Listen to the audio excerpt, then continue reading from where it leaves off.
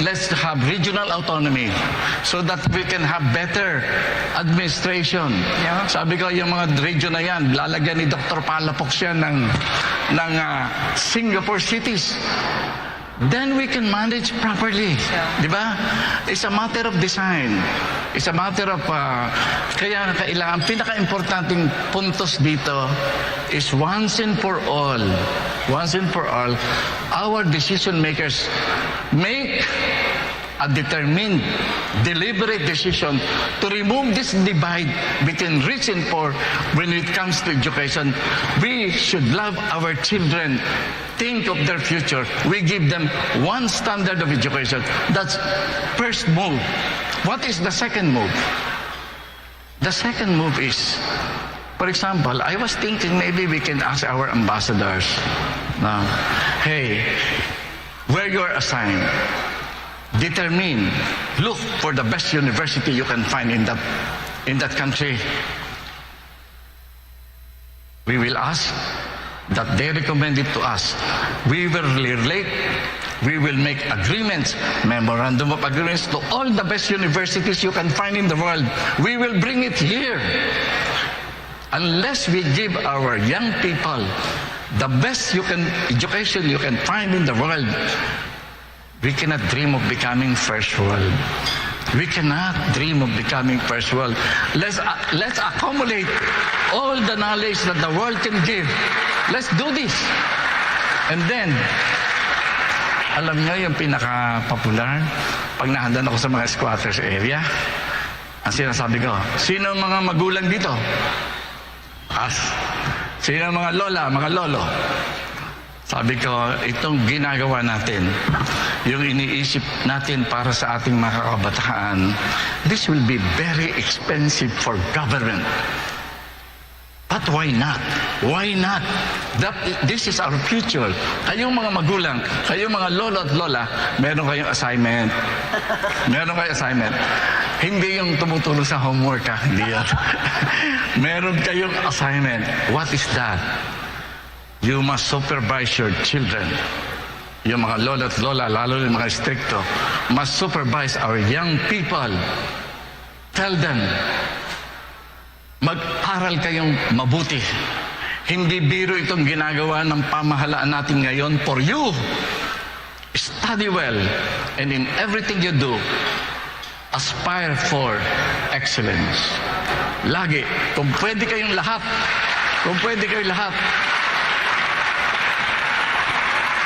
sana lahat magiging valedictorian, sabi ko, pero hindi pwede yan. Hindi pwede yan, but this is it. This is one Thank you, move. Secretary Gonzales. We'll have to interrupt you for now, but I think as Filipinos, we all share the same dream of having a first world country for the Philippines.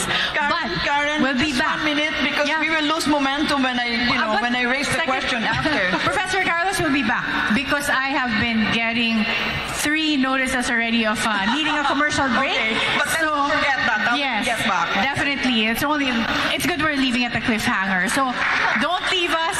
For all of you viewers out there, we'll be back at the Deep Probe SMNI presidential interviews.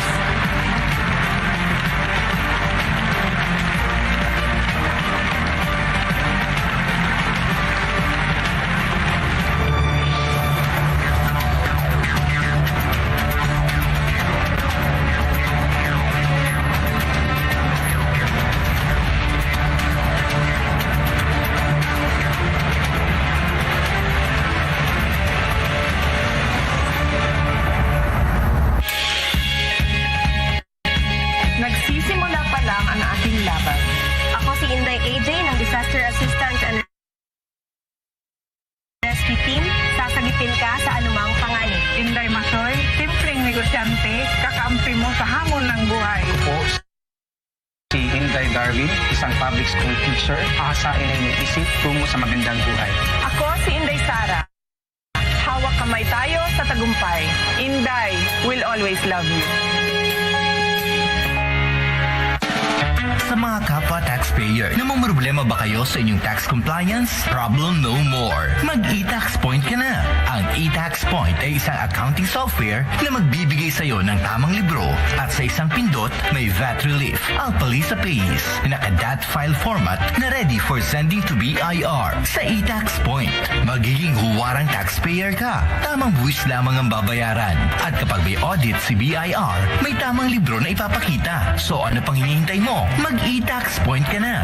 Visit our website at www.etaxpoint.com.ph or you may call us at 02-8470-2813, 02-8986-4061, and 02-8986-3803.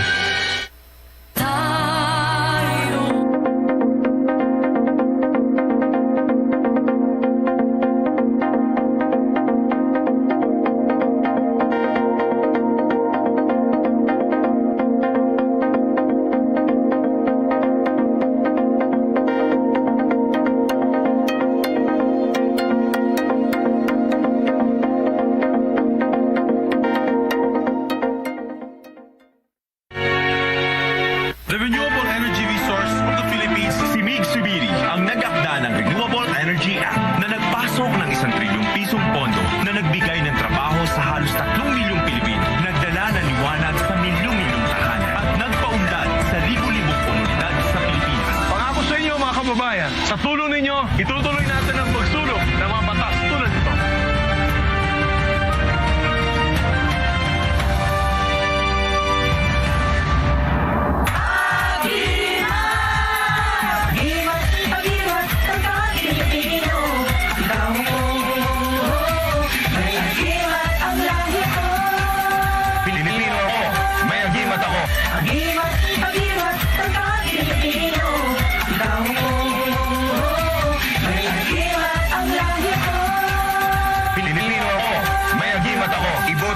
Agimat Party List number 90 sa balota.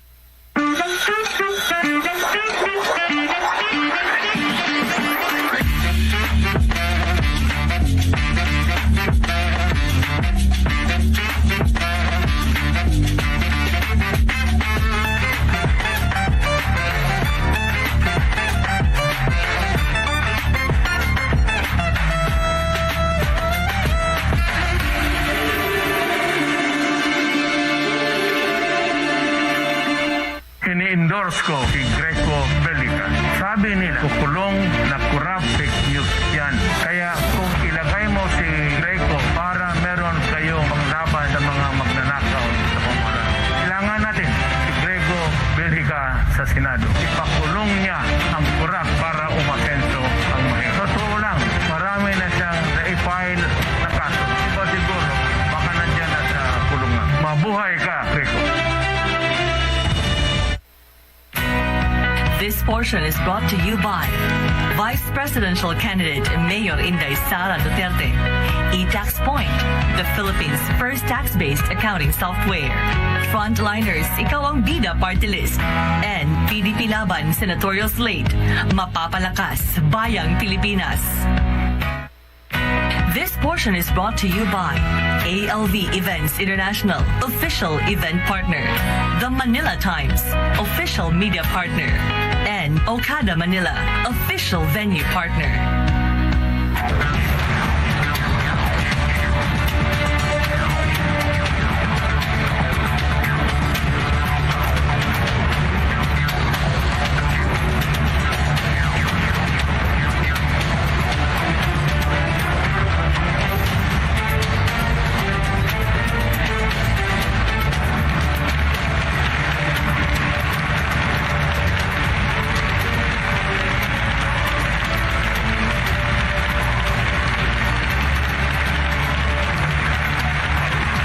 Nagbabalik po ang The Deep Probe, the SMNI presidential candidates interview. Earlier, the candidate, Secretary Norberto Gonzales, and our panelists was having a very deep interview and discussion about how to make the Philippines a first world country. And so, before I interrupted, Professor Carlos had a question. So, Professor Carlos, I'll let you start. Yeah, actually, I didn't want to be interrupted because when you're 75 like me, when you interrupt me, I forget, you know? So I have to write down what I was going to ask Bert earlier.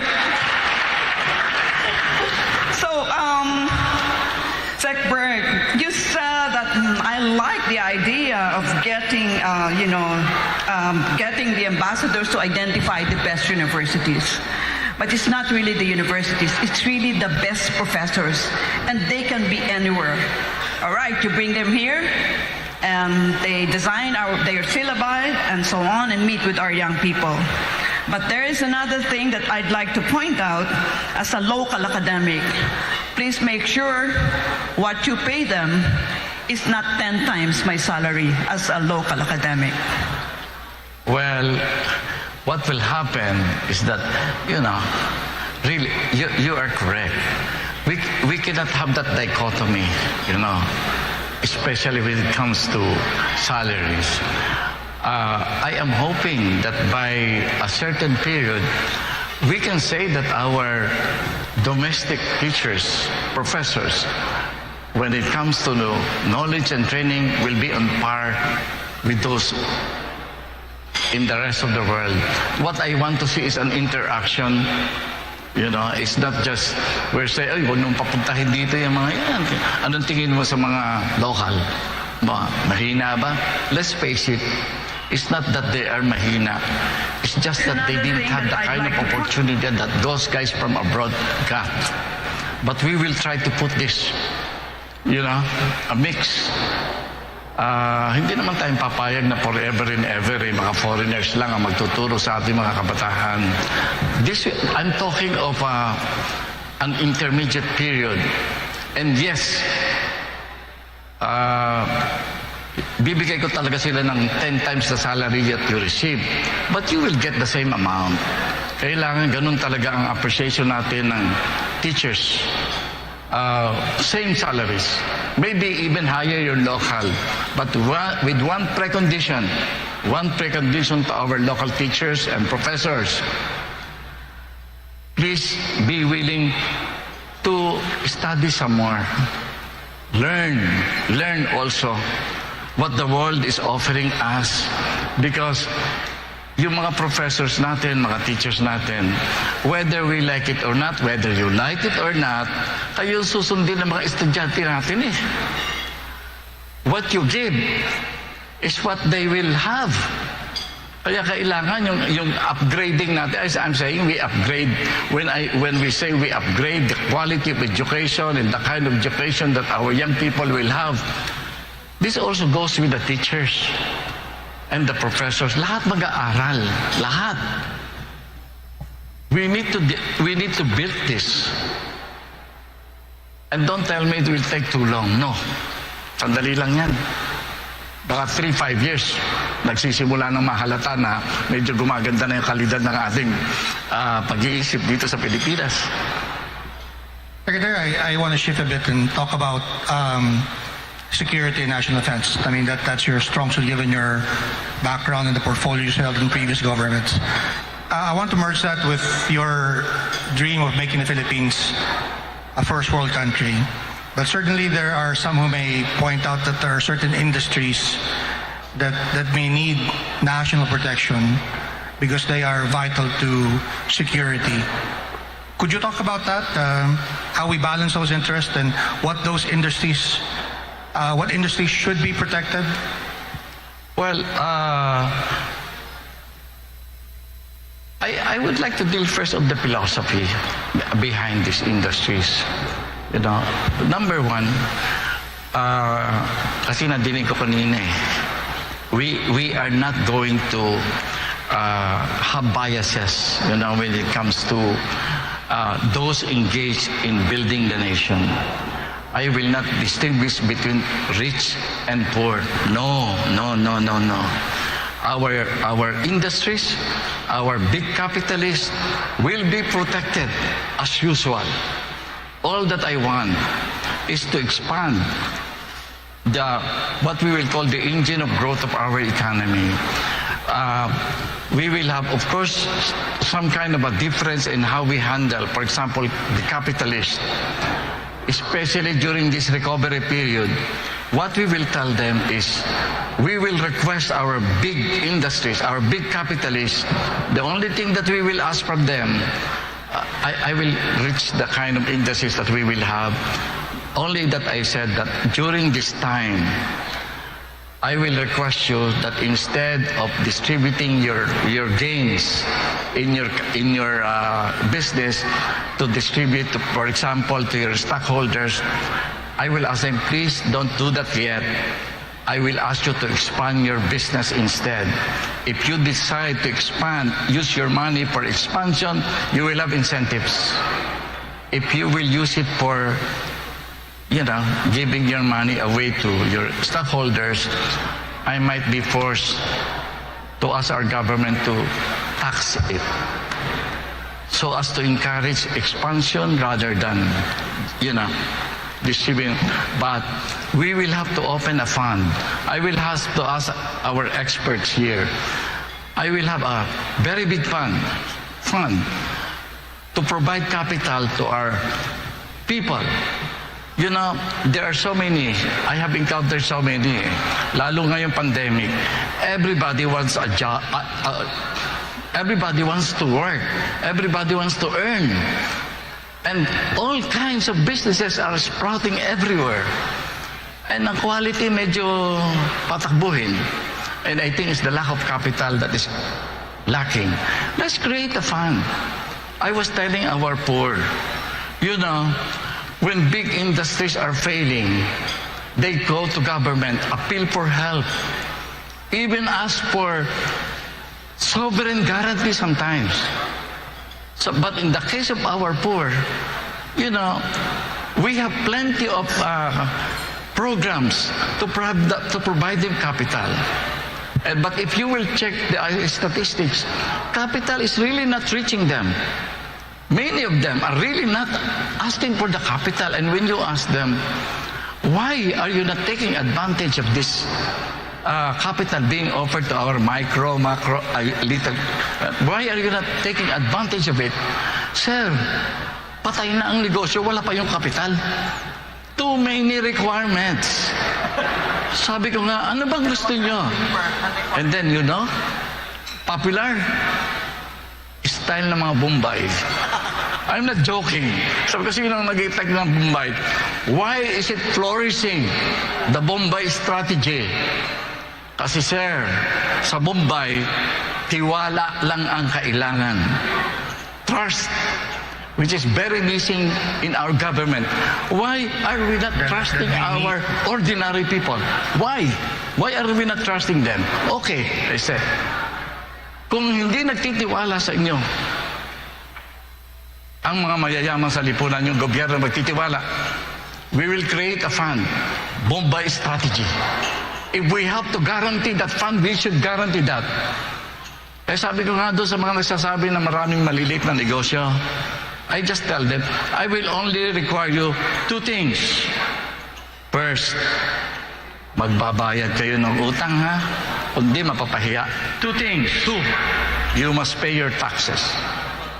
You have to understand that taxes is not an obligation to government. Taxes is an investment. It's your investment na binibigay nyo sa gobyerno para gamitin ng gobyerno na pagandahin ang kinabukasan. You must pay your taxes kasi mababa ng interest. Tapos hindi pa kayo magbabayad ng tax, di lugi. Babawi tayo sa tax. Di ba? Bawi tayo sa tax. Pero yung interest, let's be, ano ngayon, magkano mawawala sa ating kung mga 100 mga sari-sari store owners ang tumakbot, hindi nagbayad. May mga malalaking negosyo na tumatakbo. Di ba? Why? Let's trust our ordinary people. Let's give them the capital. Let's cut the red tape. Secretary, I'm sure you've heard of the Sovereign Wealth Fund in Malaysia. And one of the controversies there was, of course, corruption. And I noticed that in your platform, you also take issue with corruption. So if we create such a large pool of equity, how do we protect it from being pilfered by those in power? That's why I said, we go forward. We trust our ordinary people. Let's trust them. Let's see. Kasi nanonotice ko na, bakit yung mga Bombay walang tumatakbo eh. Everyday collection. Talaga kitang-kita po sa mga palengke yan. You see, and they are telling me, Secretary, buti na lang nandito ka. Pinagtitiwalaan mo kami. Kaming mga mahirap, marunong kaming magbayad. That is to me a very important, and let's not make, alam mo ako, in my observation, showing what is right and wrong is more important than punishments. You know? When you deal with people, what is very important to a society is when authorities show that something is wrong. Ang tumakbo sa utang, masama. It's not necessarily punishing them. We lose lots and lots of money in many things. May mawalan tayo na konti. Nakita naman natin yung paulit-ulit ng pagsisikap ng mga kababayan natin. Their entrepreneurial spirit is far more important than the money. Let's build that kind of people. Secretary Bert, may katanungan ako. No? I want to shoot two birds with one stone. Internet. Ako po isang franchise and telecom lawyer mula pang 1990. So matagal na po ako doon. Nag-upisa ako sa beepers or pagers. Ewan ko lang kung naalala nyo pa yun. Yes, I have one. Naalala nyo pa? Okay po. Ito no, sinabi nyo, kailangan ng first world is education. At kailangan palaguhin natin ang negosyo.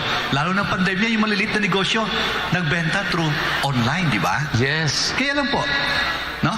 Ipak may data tayo ng correlation ng internet and education. Yung kabataan daw, yung tingin nila sa internet parang ere. Yes. Pag walang internet, hindi sila mabubuhay. Yes. At ang negosyo naman, no, ay lumalago. May impact ang broadband speed sa negosyo. Impact po, may empirical data na papakita ang increase ng internet speed nagdo-double, no, ay nagdadagdag ng 0.3 plus sa GDP. At ang penetration naman ang nagdadagdag ng 1% ay mag-i-increase din, no? 10-point increase sa GDP. Ang katanungan ko po, no, kaya ito, ano nyo po, limpak-limpak ng pera ang kinikita ng mga telcos. Halimbawa, yung PLDT ay kumita ng 23 billion in 9 months noong 2021. Ito naman ang Globe. Ang Globe po kumita ng 21.2 billion. Net income, ha? Parehong net income in 2021. Yet, ang internet natin ay mabagal. I agree. Grabe. Ano pa? Mayroon pa kaya akong strategies para iangat? Unang-una, ito po ha. Alam niyo yung education, naalala niyo po yung sa Bohol, sa taas ng plataforma? Yung bata ginawa ng plataforma sa taas ng puno para makaaral ang bata online. nakita ko yan kasi nung ako'y na-pandemic, doon ako nagtumira ako sa isang mountain village. Alam niyo ba ginagawa ng mga estudyante doon? Yan. Ako nga, umaakyat na rin ako sa puno ng mangga kasi para makakuha ng di ba? I understand what you're talking about. What we have to question, for example, kumuha tayo ng third telco. What is the basis for choosing this particular telco? Is it the efficiency that you're asking for? Palagay ko, yung lagay sa mga opisyal natin ang naging basis kung bakit napili yung telco na yan. Di ba? You were in Congress.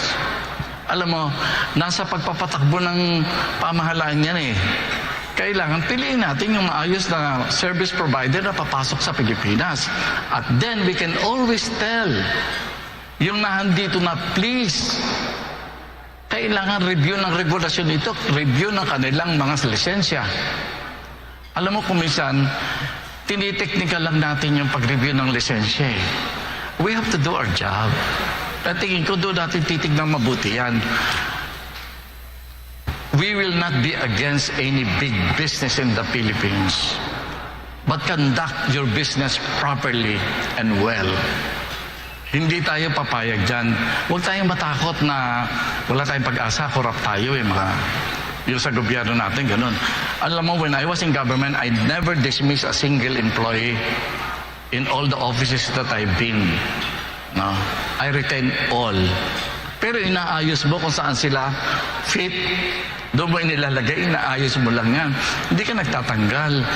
But, alam mo ang bureaucracy natin, katakot-takot ang nag-aaral sa abroad dyan. Hindi natin ginagamit. Natatakot kasi ang nasa taas, siyang may diferensya. Kaya nga yung sinasabi mo na ganyan, I think we could have the fastest internet already. Yung puwipitik. Ayun At hindi. Yung example. Alam mo, napansin ko to Sa bagay, hindi pa siguro kayo buhay nung ako'y nando kay Cory. No? Alam mo, nung kay Cory, alam naman natin na Cory is a very prayerful woman. Di ba? Nagro-rosaryo, nagmimisa.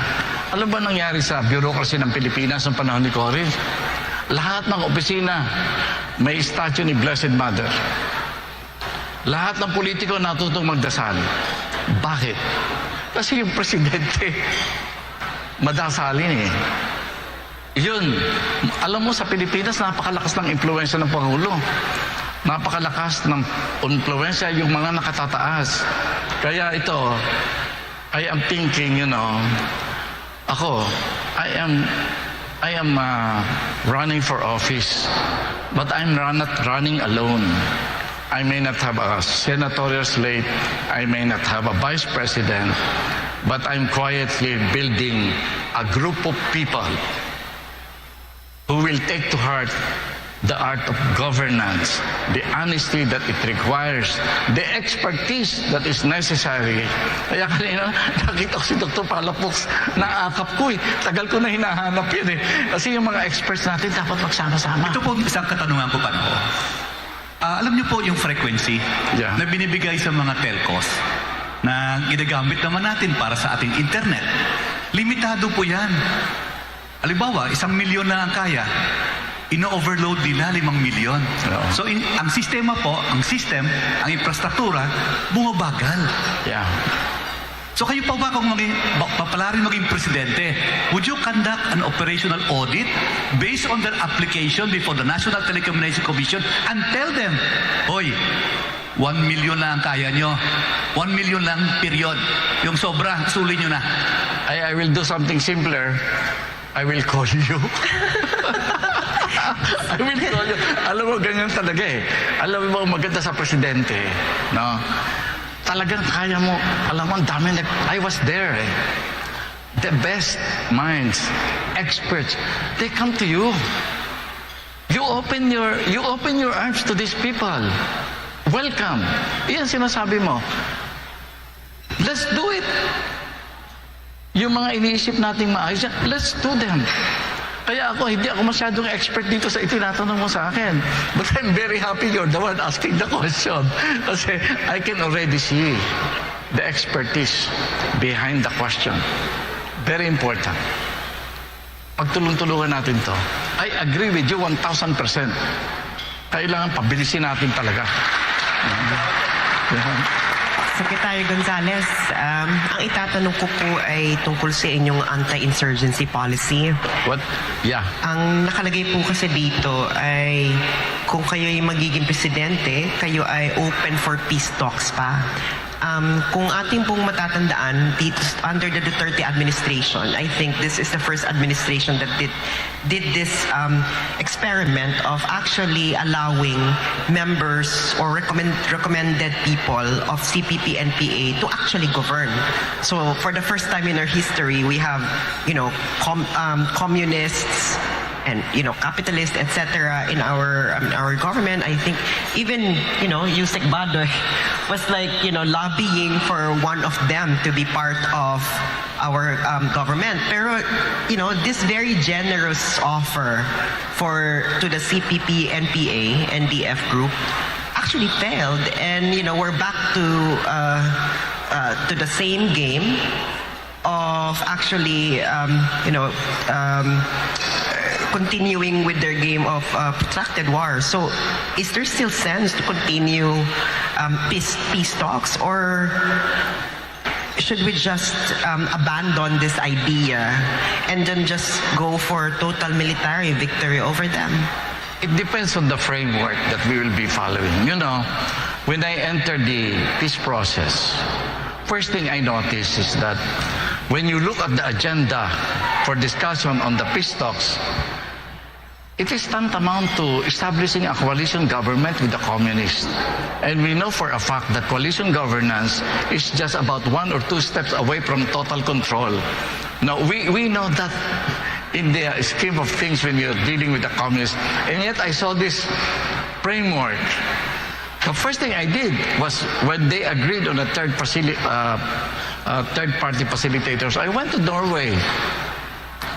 Fortunately, the one in government there and the prime minister is a drinking partner of mine during the old days. So I told him, can you tell your representative to the peace talks that this is coalition governance. We will never agree to a coalition governance wherein a particular party in the coalition arrive there by threatening the nation. You know, you go there if you are elected. Sabi ko, they have to go through the process. What will our people think? What will our people think that engaging in violence, threatening government and the people is the right way because you become a member of the coalition of government without passing through an election? That cannot be. So I removed that. And the peace talks failed. Nagsara yung peace talks, nagalit yung kalaban. But that is just an example. There is something very fundamental that I'd like to keep insisting. You know, when you do a peace talks, ang nagiging problema natin kasi, during the peace talks, ang galing sa propaganda nung komunista. Itong gobyerno natin pagkahina-hinang magpaliwanag. The peace talks actually is an opportunity for the two sides to explain their side. Dapat nananalo yung gobyerno, hindi nananalo yung komunista. Ako, I keep insisting. There is only one sentence that I want to remove from the strategy of the communists. And I can cite you many examples that it became very beneficial to the society when you give up the same sentence. And what is the sentence? I-replace ko na lang, baka humaba. The gist of it is that fundamental to the strategy of the communists is their belief that they can only achieve state power by using arms, by engaging in armed struggle. Thus, right after the dictatorship in Spain, that you will probably study this, the labor movements of Spain talk to the communists because the communists is the strongest opposition to the dictatorship in Spain. But because of the pressure of their mass movements, the communists were convinced to lay down their weapons and participate democratically. This was the beginning when the Spanish society boomed, the economy of the society boomed. In Nicaragua, Thank you, Secretary Gonzales. Unfortunately, we've reached 1 hour of our deep probe interview with you. So I'm constrained to interrupt you. I'm so sorry. But you can continue your story by including that in your closing remarks. Okay. Am I going to give my closing remarks now? Yes, Secretary. I feel very sad because I'm just enjoying myself. I feel very sad.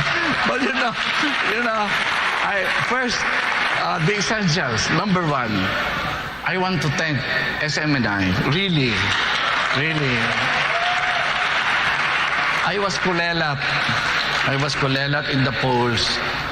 But because of SMNI, there's some hope for some Consuelo de Bobo. Nagba-viral ako because of SMNI, you know. And number two, Number two, very important. Thank you, especially to our panelists for raising very good questions. It guides me. It guided me. It guided me in talking to our people. I want to report to you that I have been visiting the simplest of our people. They appreciate charter change. They are not talking about parliamentary system, autonomous regions. You know, I said, what success do I need? Isa na lang ang sinasabi ko sa kanila, you know, I excite them with all the programs, and towards the end, I will tell them, isa na lang ang problema natin, maliit lang, pag natalo ako, wala lahat yan. Sana po, maintindihan niyo yan. This is history. This is history. That for the first time, we try to explain to our people what the future is, what we can do to reach that future. This is the first time that I'm saying that politics, the political system, needs to be changed. And this is also the first time to have the courage to confront this. I don't know where this is coming from. They keep saying, Secretary, ang talino niyo po. Ang galing niyo po. Sana po kayo na lang ang maging number 2 ni BBM. Imagine that. Di ba? Sabi ko, paano yan? So, please, isipin niyo lang po ang kinabukasan. Yung mga sinabi ko sa inyo, hindi ko po inaakin na galing sa katalinuhan ko yan. Ang tingin ko po nung ako'y nakipag-usap sa ating mga kababayan, yan po ang kanilang pinapangarap. They're dreaming of these changes. Sabi ko, be brave na ipaglaban nyo yung pangarap nyo. So it's not me. It's not really me. It's our dream. Salamat po.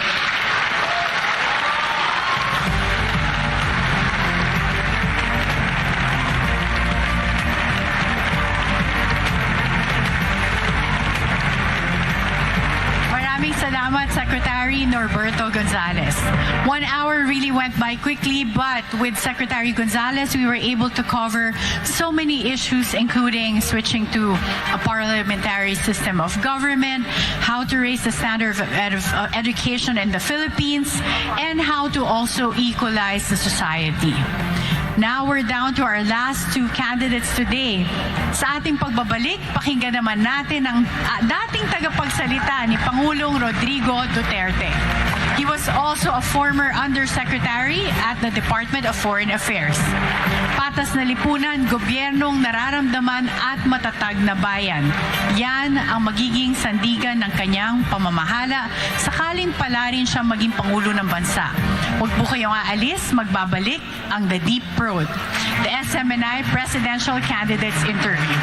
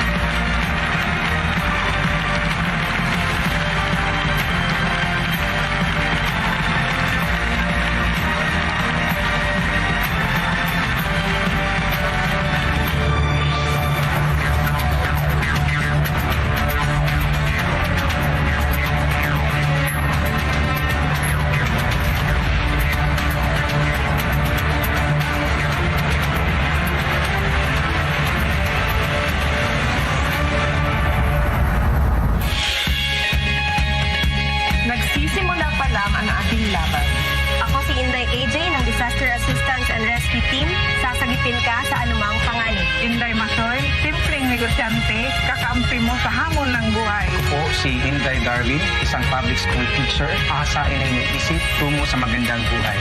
Ako si Inday Sara. Hawak kamay tayo sa tagumpay. Inday will always love you.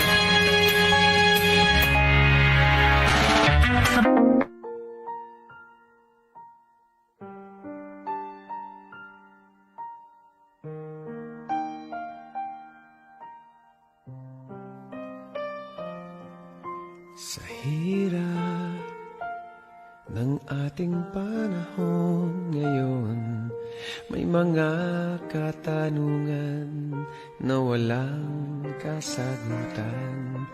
Araw-araw na lang gumagawa ng paraan, maiahon lang ang pamilya sa kahirapan.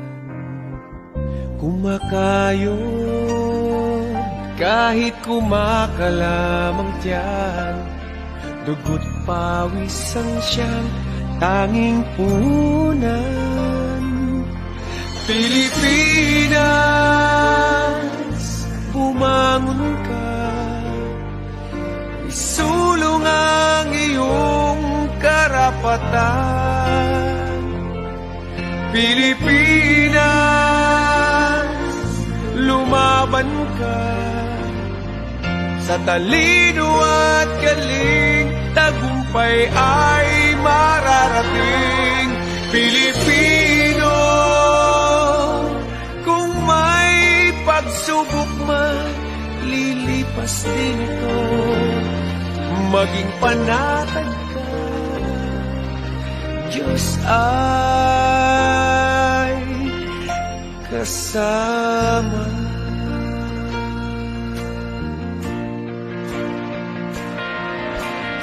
Araw na lang gumagawa ng paraan, maiahon lang ang pamilya sa kahirapan.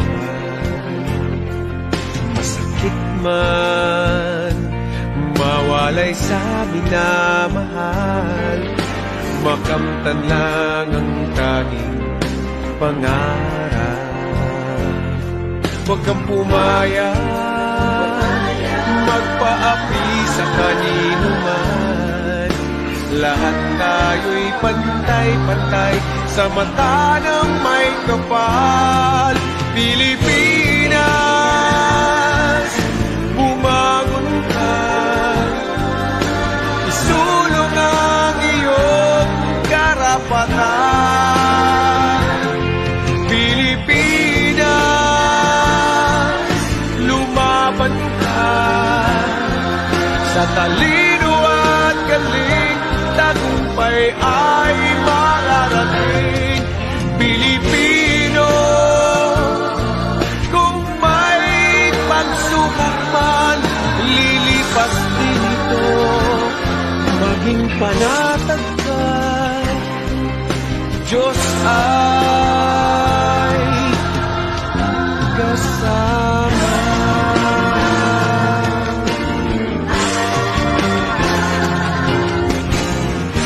Marami ang nangangailangan sa iyong kalinga at pagmamahal. Lalo na ang mga kabataan, tayo'y magkaisa ngayon at kailanman.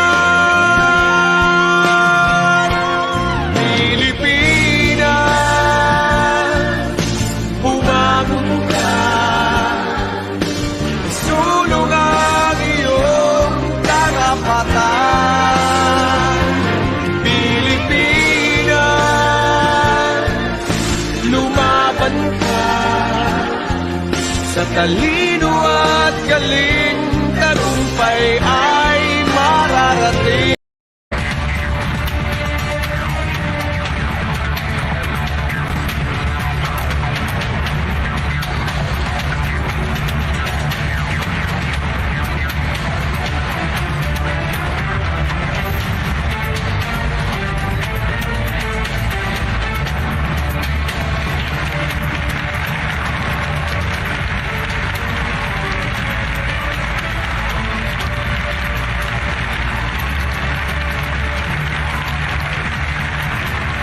Balik po ang The Deep Probe.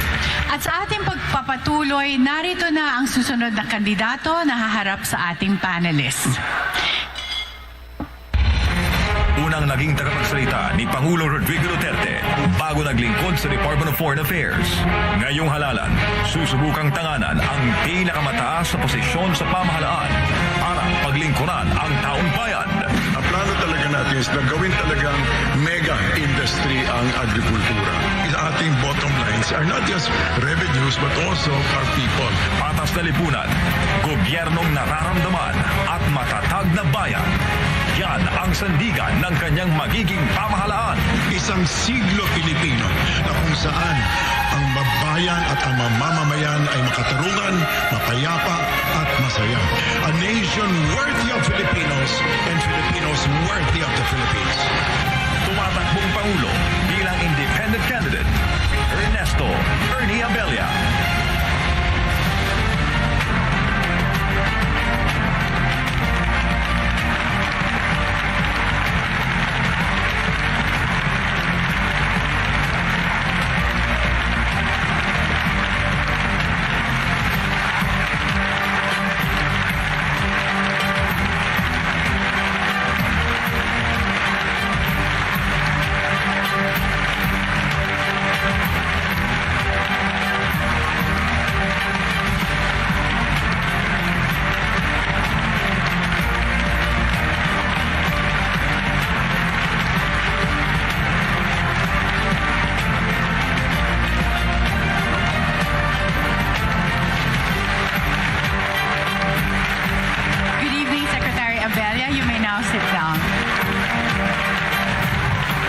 Once again, it's time for our panelists to interview Secretary Abella.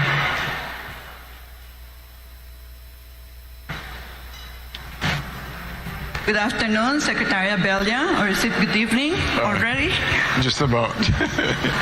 Yes, I was looking over the program of government which you had submitted and a copy of which had been provided us.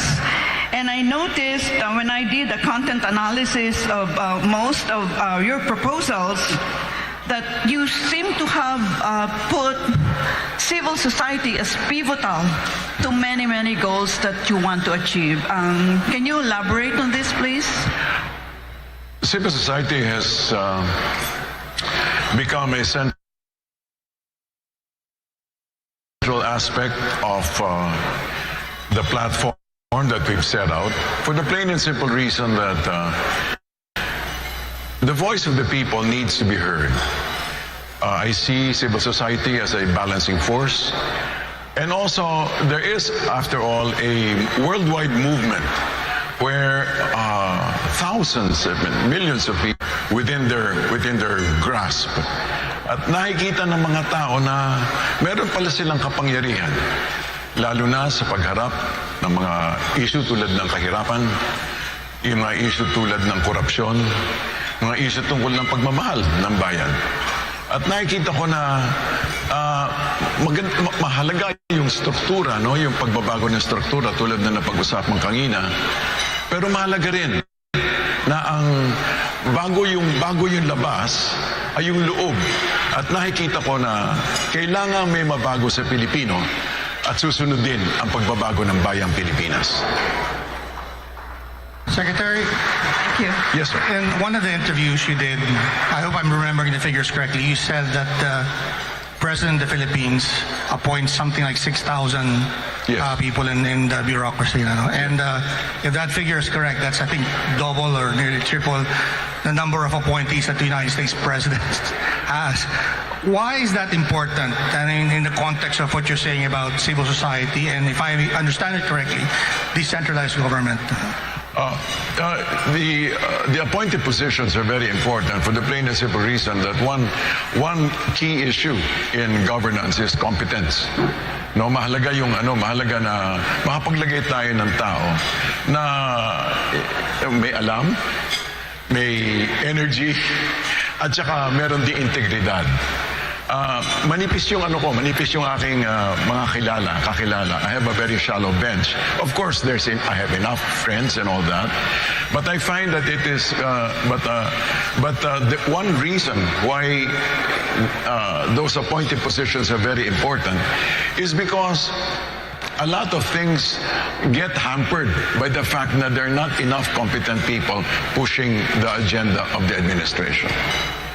Why was that not possible during this administration, and what would it take in the next government? You know, thank you for asking that question. We are preparing an app where people can actually apply. You know, maybe from undersecretary down or from assistant secretary down. Because a lot of those jobs, karamihan ng mga trabaho yun, ay basically, these demand expertise. Yung presidente naman, hindi naman siya talaga quote-unquote expert, kundi siya yung nagsiset ng polisiya at makes the decision. So, mahalaga na makakuha ng enough competent, excellent, committed people. And for that, we actually have not just an app, but we actually have a program coming up. It's called National Volunteer Corps. Na kung saan gusto natin mag-apply. Kung gusto mag-apply ang ages between 18 to 35, lalo na yung mga may konti experience, para lumahok sila, sumali sila sa pamamahala. Why not just improve the civil service so that you have career bureaucrats rather than political appointees running the government machinery? Tama ka, that needs improvement, civil society. On the other hand, I only have 6 years. So yung 6 years. But if things go right and things go according to the way we understand, we see it, we can have a continuous run. We can have, for example, katulad itong build, no? Tinuloy lang naman yung mga ibang gagawin eh. So kung pwede rin natin ipagdikit, ipagdugtong ang mga administrasyon kung magkaisa lang tayo ng pananaw. May I add to that, Clink? Secretary Abella, yes, I think we already have in our laws an anti-ageism, philosophy. Yes. Which means that people like me who are 75 but who can still, we're not inutil, I'm still lucid and, yes. Like that. And so why is it that if I were assuming that hypothetically I would apply for a job, then they'll tell me that, Clarita Carlos, you're a fossil already at 75. But my God, my brain is like wine. You becomes better with age, isn't it? So when you talked about these productive people, parang hindi mo ako sinali. Hindi ma'am. On the contrary, I'd like you to join my cabinet. Thank you. No, I wasn't driving it. I was saying there's so much ageism in this country, for God's sake. Ano lang siguro yan, Why are you discriminating against us old people? Can we ask you? You will be old also, and you will be 75 like me. Sumali po kayo. Yes.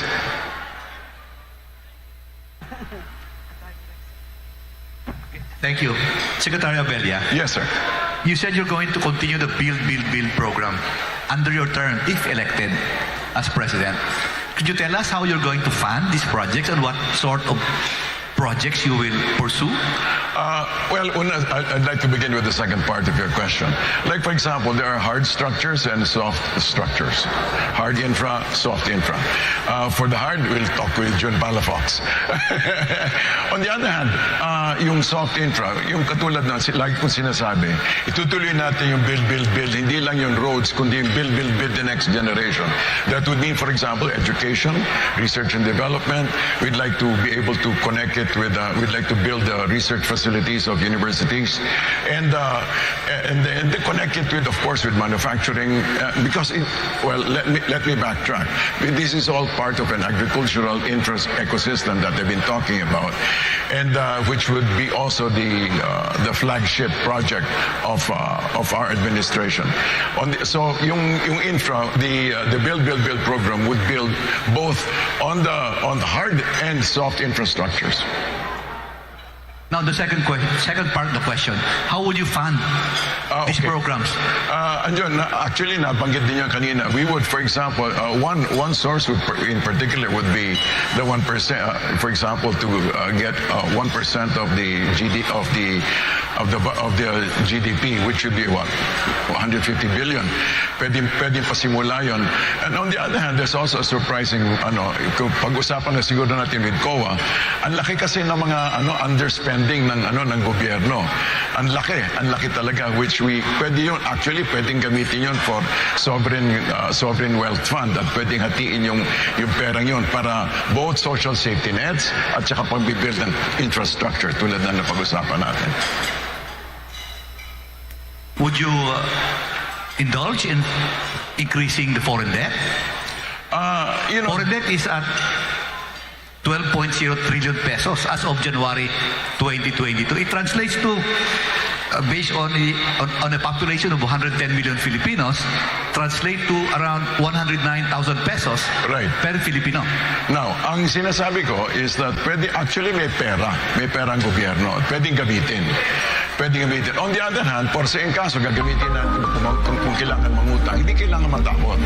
Kasi kung negosyante ka, and this is one of the approaches that we would like to do for the government, is to have a more entrepreneurial mindset. Alam mo kung saan pupunta, for example, have a more developmental approach. Katulad nung kung manghihiram tayo, let's say, ng pera para sa agrikultura, dapat matutukan natin yon para alam natin kung saan pupunta, whether kaliwa kanan o kung saan aling bulsa pa pupunta yan. Pero kumbaga, if we approach it with an entrepreneur, we don't need to fear debt, just as long as we have an adequate pencil pushing, and of course we have enough debt terms. Alam natin yung length of debt. Meron po kayong sinabi nung unang presidential debate sponsored by SMNI na habang umuupo kayo sa restaurant, pinuntahan kayo at tumingin ng pabor. Opo. At sinabi nyo, tinurn down nyo agad. Opo. So, pwede ba malaman kung may strategies kayo to curb leakages or corruption in government? Opo. Thank you for that. That's very much linked with the comment on civil society. Kasi nakita ko na, for example, katulad ng lahat na sinasabi, for example, technology, na wala dapat interface between people and kung kunyari when money is involved.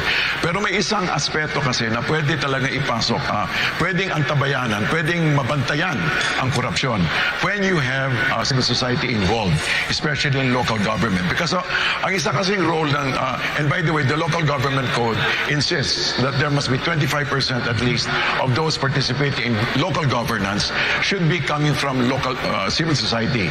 Ngayon, kung ang isang kasing trabaho nila is to really make sure to antabayan yung mga tenders, bids and awards. So kung kasali ang civil society dyan, pwedeng tutukan kung ang pera nga ba ay napupunta sakto nga ba yung mga implementing rules and regulations, kung napupunta ba sa maayos, at kung saan pupunta yung pera. So civil society can play an active role in making sure that it becomes like a whistleblower or it becomes like a tigabantay, like a watchdog, especially regarding corruption. Yes. Secretary, do you consider media as a critical part of the civil society that you're talking about? Because one of the problems or one of the criticisms during this administration is its relationship with the media. Yes. In fact, I myself, not from you directly, but I've seen more libel cases filed against me during the past 6 years, more than I have in the past 20 years I've been in the business. In fact, some of the candidates running for public office have pending libel cases against me. But how do you protect those you would say doing the watchdog function from these legal liabilities? When I was on my first day of being a spokesperson, I had a conversation with the press, and I told them what I would like is to have a national conversation with media. Sabi ko sa kanila, I will not lie, I will tell you the truth, and if there are times when I don't talk, I don't say anything, it's because I cannot say it, or I don't know what it is, but definitely we will have a conversation. If I don't know what it is, I will make sure I find out and tell you later. But the thing is, it's more important to have a conversation, from my perspective, to have a conversation with the media, mag-usap tayo, para magkaintindihan tayo. Naintindihan ko naman yung mga mga positions, for example, mga ng ibang media, at naintindihan ko na yung motibo. Pero pwede makipag-usap. Yeah, it's not just media, Secretary. Although media is part of it, but yes, when you say civil society, it could be anyone exposing corruption or wrongdoing in government. But how do you protect them from this legal liability? No? Una siguro, kung pwede yung the criticism should be within formal bounds. Like for example, if they formally join, for example, the local government unit, the conversation can go there. It can begin there. And so, kumbaga, may pinagbabasihan, hindi lang nagbubunganga. So meron talagang pinagbabasihan yung pinagsasabi nila. Secretary Abella. Yes. Magandang gabi po. Yes, ma'am. May nabasa ako dito sa inyong pinadala sa aming information sheet, ang phrase na confident national identity. Yes. Na gusto niyo raw mag-develop nito para sa next generation. Ano pong ibig sabihin niyo ng confident national identity? Ganito, may tatlong bagay ako nakita na medyo problemato sa panahong ito. Una-una, ang laki ng agwat ng mahirap at mayaman. Pangalawa, nawawala yung tiwala. At pangatlo, parang nawawala yung pagmamahal sa bayan. Kasi parang laging binababa ang pagka-Pilipino. Ito na-notice ko lang, I just noticed it. Na when I was working at DFA, I noticed that there was a difference between the attitudes of people coming from the Middle East, for example, working in the Middle East, and they would say, kabayan, you know.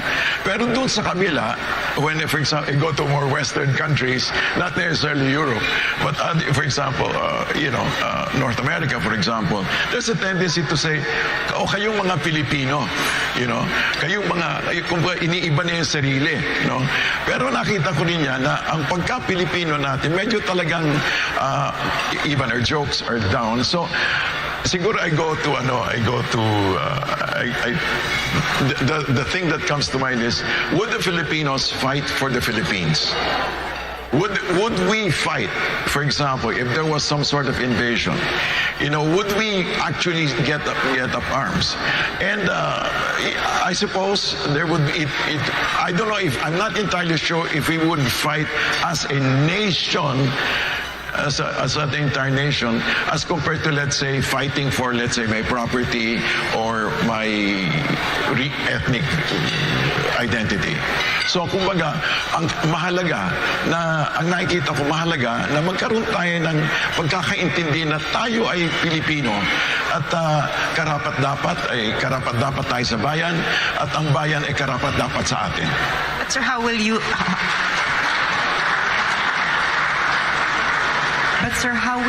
government or your administration implement developing a confident national identity? We now have a clear idea of what it means, but how it will be implemented.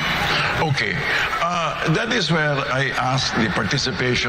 challenge the participation of civil society, and of course, and one aspect of that would be the National Volunteer Corps.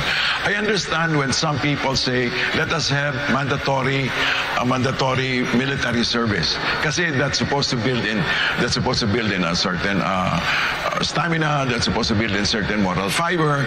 But the way I understand it is being in office for only 6 years.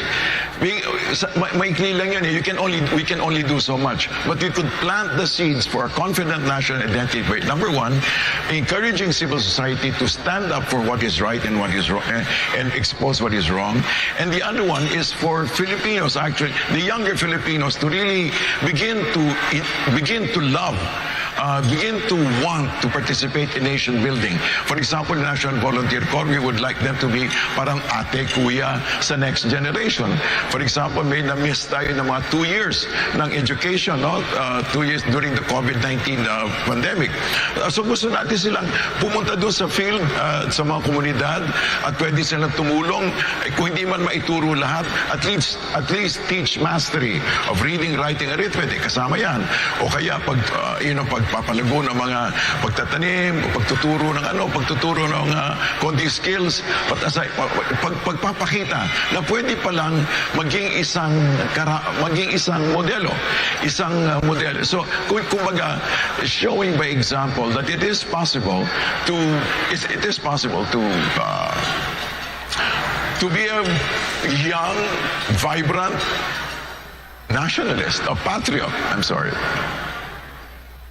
That was a very insightful observation you made, Secretary Abella, in regard to comparing overseas workers in the Middle East vis-a-vis workers in North America and similar places. And what I see there in the insights that you have shared with us is that really those who are in North America are more likely, or in Britain for that matter, to act more British and more Americans than they are Filipinos. Yes. And that means, therefore, that they in fact look down on those working in the Middle East and similar places. And that's a very insightful observation. So the Filipino-ness that you see is really there in the people who are working in the Middle East, rather than those pretentious, idiotic people in the North American. Professor Carlos, I think I do agree with you, but let me just add something. I think it's because in the Middle East, there's no possibility of becoming a citizen. But in Western countries, there is a possibility of actually becoming a citizen of the United States. Pero yun nga, sir, na you work. Maybe it also has something to do with the kind of workers that you export, which are really, for the dirty things that their own citizens would not want to do. But this is the only time that I've heard that kind of comparison, and it's really something so monumental, and it tells you the divide. That's the reason why I really get peeved when I hear people in the United States, preaching to us as if they suddenly have the answers to all the questions, and that's on account of the insightful observation that you had made. Yes. All right. I was reading through your 13-page program here, which was provided us, Secretary Abella, and I was looking for something so close to my heart, which is, of course, defense and security. So if I may, I'd like to repeat the question I asked Leody earlier. It's about the Balikatan, and are you happy about the ratcheting up of the Balikatan on Monday to, I don't know, 4 times the number? And what is your take on the American-Australian consortium, which have, I think, signed a fairly long lease on Subic Bay? Yes. Right. I don't know if I'm happy or I'm ecstatic about the whole thing, but it's something I believe that is a necessary thing at this stage. For the plain and simple reason that we need to balance. We have neither economic power nor military power, but we certainly can become an outpost for democracy. In the meanwhile, yeah. Until we're able to build our own strength, internal strength natin. Nakikita ko po yung wisdom na habang wala tayong lakas, ay dapat magpalakas tayo ng loob. Doon pumapasok yung independent, yung confident national identity. Kasi we only have so much time. Bago talaga tayo balingan, hindi natin alam ano mangyayari. So kailangan talaga may tibay tayo ng loob para mangyari man ang mangyari, kaya natin lumaban o kaya malupig man tayo, masasaktan sila at pagsisisihan nila ang kanilang mga attempts to take over. Pero yung po katulad nun yung sinasabi yung Balikatan, it's a tactical move. We can hanggat sa makalikom tayo ng enough strength and enough confidence to be able to fight back as Filipinos and not as somebody else's alliance or ally. So ganun po. Thank you. Yes, ma'am. And once again, time is going by so quickly. For now, we'll have to take a short break. Yes. Secretary Abella. Yes, ma'am. So stay tuned, everyone. We'll be right back at the Deep Probe.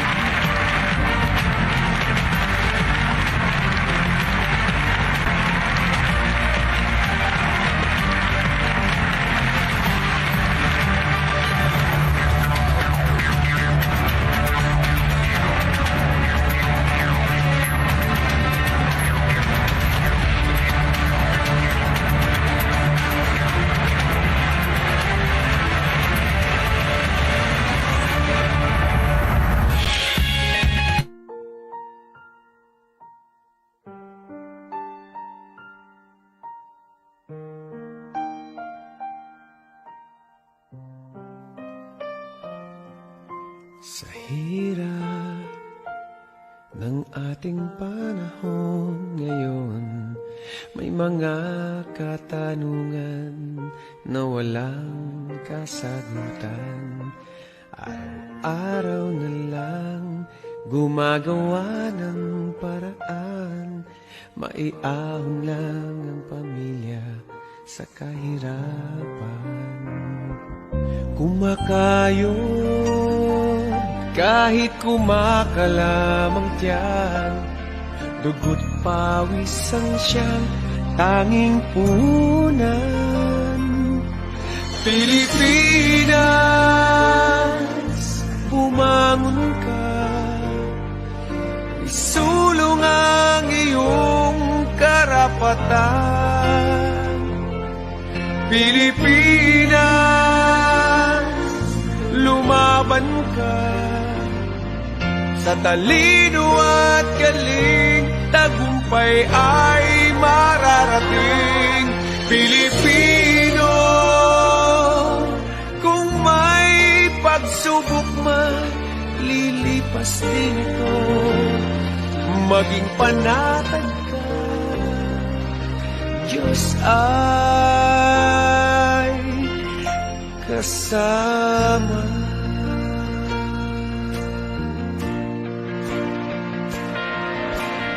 Araw na lang gumagawa ng paraan, maiahon lang ang pamilya sa kahirapan. Masakit man mawalay sa minamahal, makamtan lang ang tanging pangarap. Huwag kang pumayag, magpaapi sa kanino man. Lahat tayo'y pantay-pantay sa mata ng may kapal. Pilipinas, bumangon ka, isulong ang iyong karapatan. Pilipinas, lumaban ka sa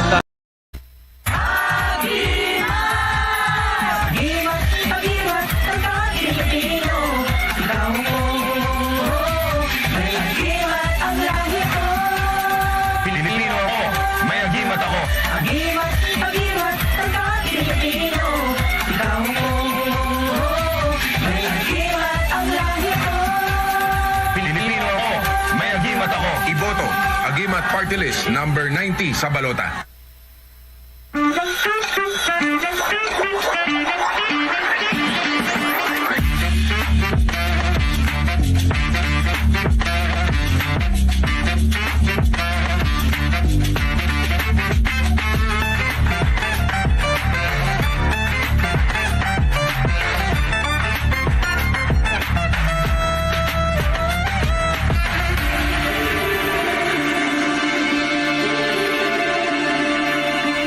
Ini-endorse ko si Greco Bellica.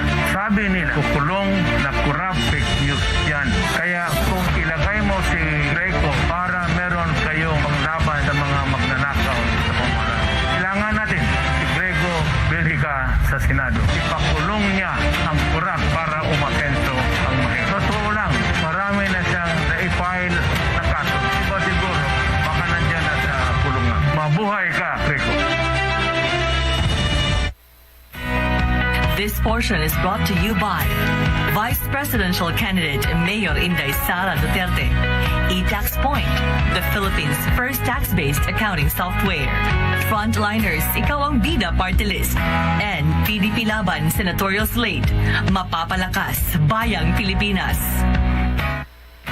This portion is brought to you by ALV Events International, official event partner, The Manila Times, official media partner, and Okada Manila, official venue partner.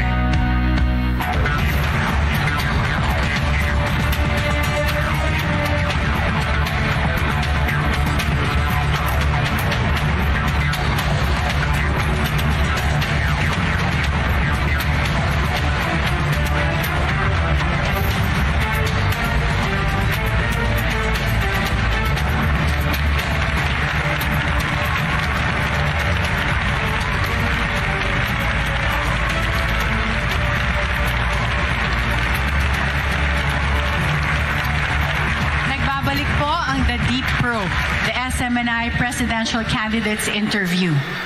At para po patuloy nating makilala ang presidential candidate na si Secretary Ernie Abella, itutuloy po ng ating panelists ang kanilang mga katanungan. Secretary? Yes. You've mentioned agriculture in your platform. In fact, the term you use is you want to make agriculture a mega industry. Yes. There are a lot of problems in agriculture, Yes. among which more than half of the Filipinos live in rural areas, Right. and yet the sector only contributes a little over 9% to GDP. Right. Could you flesh out or give us details about what you have in mind when you say you want agriculture to be a mega industry? First and foremost, we want agriculture to be a mega industry. Let me address first the last part of your question, that it only contributes something like 9%. But that's not due to them. That's due to government neglect. You know? Hindi naman sinusuportahan eh. Katulad niyan sasabihin, may nakausap ako na business consultant. I'm sure if I mentioned him, you would know this person. Pero sabi niya, hindi kasi competitive yung mga natin, mga farmers natin. Paano mo naman ilalaban yan sa Vietnam tsaka sa Vietnam tsaka Thailand? Kumpleto sila ng suporta. Tayo wala. We actually, it's really a benign, I don't know if it's benign, but it's neglect. You know, so anyway, going back to that, the other part of your question, how do we want to address that? How do you realize your vision of creating a mega agriculture industry? Yeah, what we'd like to do first and foremost is, as soon as possible, is to create a board of agricultural investment. You know, to get people who are actually practitioners, not just experts, not just experts in the trade itself, but actually those who have experience and those who have financial understanding, so that we could create, we could raise bonds, for example, so that we could use that, and also so that we can specifically create a whole ecosystem. I keep going back to this ecosystem, and address, for example, that number one problem. Why, for example, those who actually experience the worst hunger, the worst privation, or the most vulnerable are those in the agricultural sector. There is a moral component to this. For example, when we talk to, kung pinag-uusapan natin na lumalaki ang GDP natin, pero meron tayong 23 to 26 million na katao na mahirap. At aside from yung mahirap sila, meron pang 12.5 million people na nakakaranas ng gutom. Nakakaranas sila ng gutom. At ang isa sa mga tao na I talked with, sabi ko, he was the manager of a huge plantation in Mindanao. And sabi ko, bakit ganito ang puso mo? Sabi niya, kasi nakikita ko ang gutom ng tao. So basically, kaya natin pinapasok ito, dahil lang sa unang-una, pwede kasing mangyari na lumaki ang agrikultura pag tinutukan natin. Pangalawa, magkakaroon tayo ng genuine na industriya na pwedeng scalable. Kasi naman BPO, hindi naman scalable. A lot of the MSMEs, a lot of them, I'm not just talking about the micro, I'm talking about the medium. Mga traders, puro angkat. You know, the products come from China or some other areas, no? So the point is, kailangan natin ng isang industriya na scalable, na pwedeng kumita, na pwedeng bibigyan ng trabaho, na ma-address yung gutom, at it can also address inflation. So, yun, so using yung Board of Agriculture Investments, at i-connect natin, for example, i-connect natin sa research and development para we can produce our own, from seeds to pampataba, all the way to manufacturing, all the way to post-harvest facilities, all the way to community agricultural centers, all the way to even to domestic tourism. Pwede natin sila ipagkabit. Meron tayong roadmap dyan at na tinatapos, at alam din natin kung ano pwedeng mangyari at pwedeng gawin. Are there any other government interventions you think are necessary? Because public spending on agriculture is something like 1.7% of the entire national budget. Correct. Relative to the public spending of other ASEAN countries, 1.7% is actually on agriculture is very small. Correct. Ang pwede kasi nating dyan, we can do a 2-3 track solution. No, one is divert some of the build, divert some of the sa MSMEs, and then also pwede manghiram. I keep saying that, although some candidates felt na hindi viable ang manghiram. Pero kung alam mo actually kung saan pupunta ang pera mo, pwede manghiram, yan dapat manghiram. Basta sigurado ka lang kung saan pupunta ang pera. By the way, isang problema talaga ng gobyerno is lack of absorptive capability. May pera, hindi naman alam kung paano gastuin, Basta, nakita ko ito. For example, I've been in corporate, I've been involved in corporate life, I've been involved in government life, and I tell you what, there is great efficiency in corporate life. There is a lot of in government, there's a lot of discussion of throughput, yung mga proseso. Pero at the end of the day, kulang talaga sa output. No offense, man, pero yun ang talaga nakikita ko. So kailangan talaga ng, we want to involve more people who are yun talagang may expertise at talagang may experience at alam nila ginagawa nila, lalo na sa agrikultura. Last question. Sorry, I apologize my fellow panelists. You talked about integrating regional markets. Yes. There's been a law passed, I think 6 or 7 years ago, the cabotage law, that was supposed to liberalize the domestic shipping industry with the aim of reducing the logistics cost of bringing goods from, say, Mindanao to Luzon.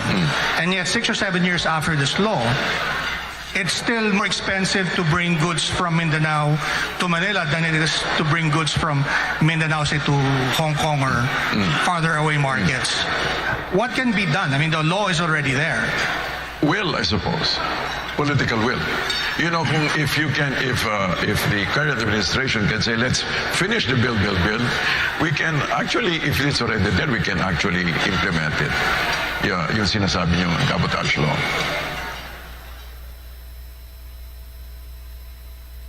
Dati po kayong undersecretary sa DFA. Opo. At naging first spokesperson ng Pangulong Duterte. Opo. Ang katanungan ko po ganito, Noong March 2, 2022, merong balita, na ang isang korte sa Pransya ay nagbigay ng award sa Sultan of Sulu's heirs ng $14.92 billion. Ito po yung claim natin sa Sabah.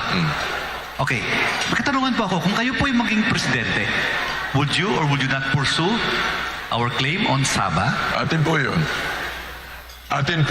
At bakit po?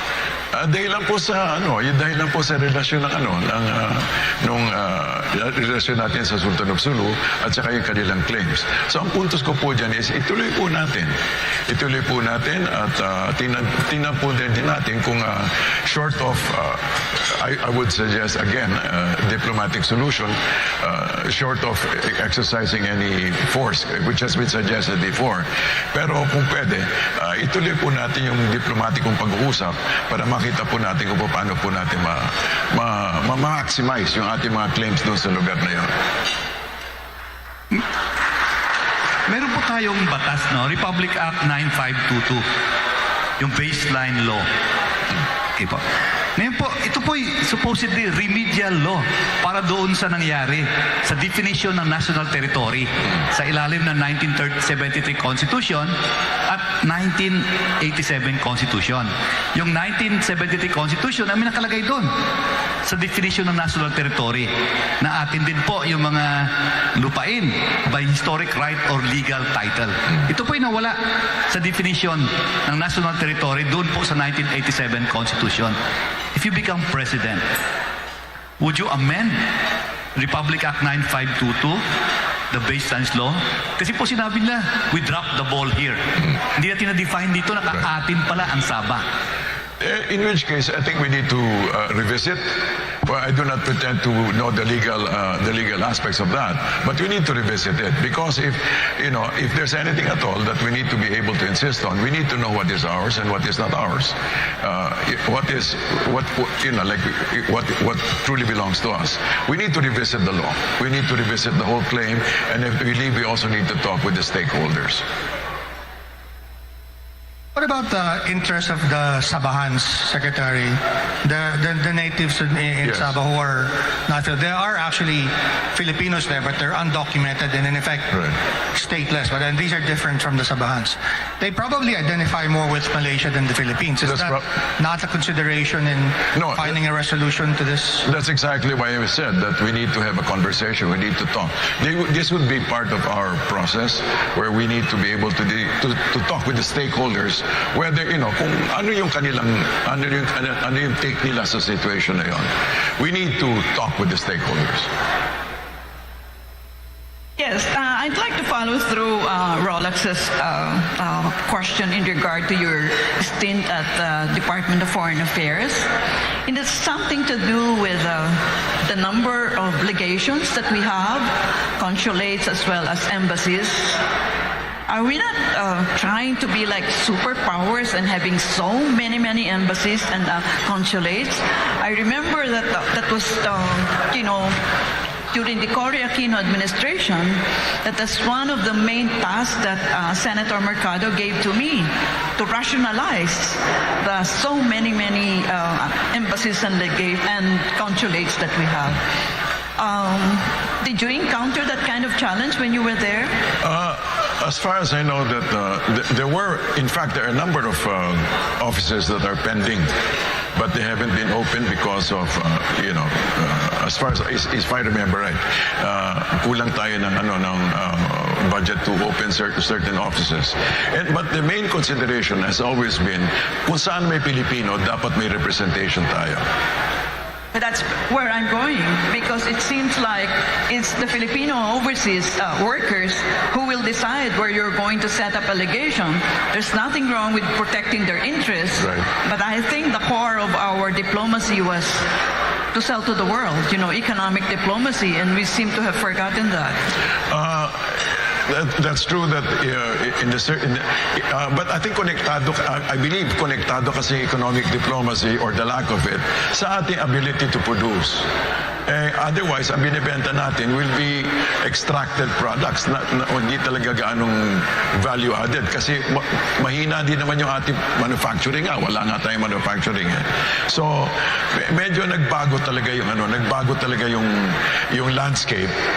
So totoo na baka kailangan natin magbago na i-revisit natin yung ating yung pillars. In fact, meron po pang-apat na pillar na hindi pinag-uusapan.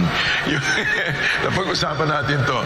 Yung pang-apat, yung cultural diplomacy, na kung saan dapat maibenta natin ng maayos ang Pilipinas para katulad ng nagawa ng Korea, but maybe not in the same level at this stage. Pero kumbaga, yung the branding of it. Pero meron na tayo actually meron talaga tayong malalim, ang lalim ng social capital ng Pilipino abroad.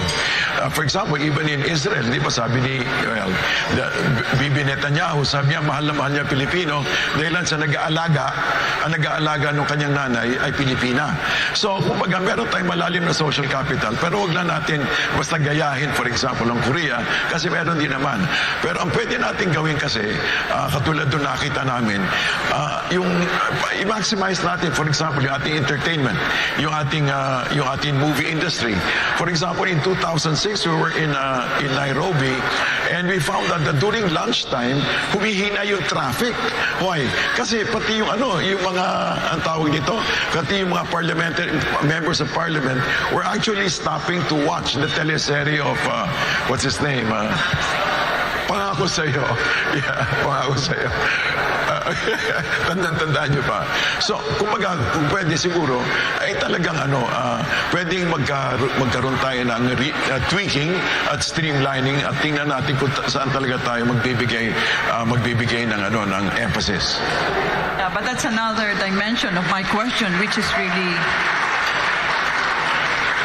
why should we be exporting this kind of labor, which is low-wage labor, being caregivers for the elderly and both ends of the demographics, when we can in fact be exporting engineers, doctors, medical personnel, and the like, and give it to other countries with less competent people to do the caregiving work, which for most parts, based on the reports coming to us, are are those who are more likely to be maltreated in their places of work. So that's why I said, with the advances in technology, in communication, you don't need to establish an embassy or a consulate wherever Filipinos are. Like in the United States, how many consulates do you have there when you only need one at Washington, D.C.? I mean, how many consulates do you need to renew passports and, get people to pledge to be Philippine citizens again? This is what I mean. The bureaucratic reform needs to start somewhere, and I think the DFA should be a good start. Well, well taken. Very well taken. Noted and well taken. Thank you. Secretary Abella, so my question is about foreign policy. I think you expect this. As I understand, you will continue the foreign policy line of President Duterte expressed in this very elegant statement: friends to all, enemies to none. And this reminds me of the foreign policy of the United States for most of its history, like from its founding. It was neutral in any wars in Europe, and it only got involved and took a position in world wars during the First World War. Now my question is, because I've seen that you voted to be neutral in the Ukraine-Russia conflict in one of the presidential debates. So my question is, do you see any link between a country's foreign policy position in these kinds of conflict and its internal development? Okay. Kasi, I would like to link this to your idea of magpalakas tayo ng loob. Tama. So do you see any link between these two? Una-una, although I said neutral, tandaan natin nag-sign tayo doon sa UNGA, ha? We signed the UNGA statement condemning the violence. But if you read the statement, and I'm sure you did, it condemned the violence, but it did not condemn any aggressor, which I thought was brilliant. It was brilliant. You can do something like this and still wala kang kinakalaban. I believe at a certain stage, tulad ng habang nagpapalakas tayo, dapat marunong tayong gumawa. Ganun ang dapat na lakad natin. Na hindi tayo we're not pushovers. And we can actually make statements. We can actually take a position, but we don't need to antagonize anybody right now, especially kung baka meron naman tayong mga interest o ongoing negotiations. So going back, kailangan talaga naniniwala ako na pwede natin gawin itong mga bagay na to. Iba yung economic sanction, iba rin yung diplomatic sanctions. Ang ginawa natin was a diplomatic sanction, pero wala naman tayong abilidad right now to have economic sanctions. So, doon tayo sa diplomatic. Thank you, Secretary Abella. Yes, ma'am. And now you may give your closing remarks.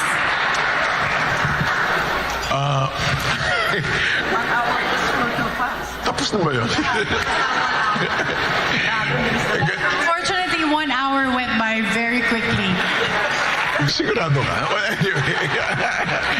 Sige, ganito na lang.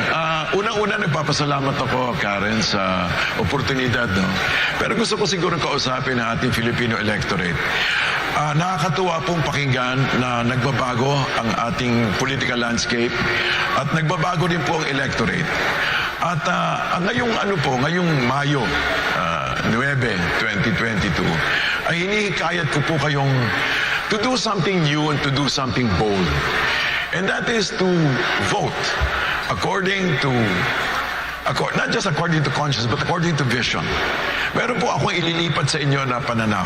At ang pananaw po ay ito, na pwede pong magkaroon ng isang siglo Pilipino na pwede pong magkaroon ng isang Philippine century na kung saan meron pong peaceful economic rise ang Pilipinas, na pwede pong magkaroon ng 100 taon na 100 taong pagtaas, pagangat ng ating bayan, kung man lang tayo mismo ay ating pong tanggapin na ang pagbabago ay hindi nakalagay sa balikat ng presidente lang, kundi para sa buong sambayanan. That we could also have a nation that is righteous, peaceful, and joyful, a nation that is just, and a nation that is worthy of its people, and a people worthy of its nation. This is a vision that I have, and I shared it with you, and I say it's possible, and let's do it, and let's just do it together. Maraming salamat po.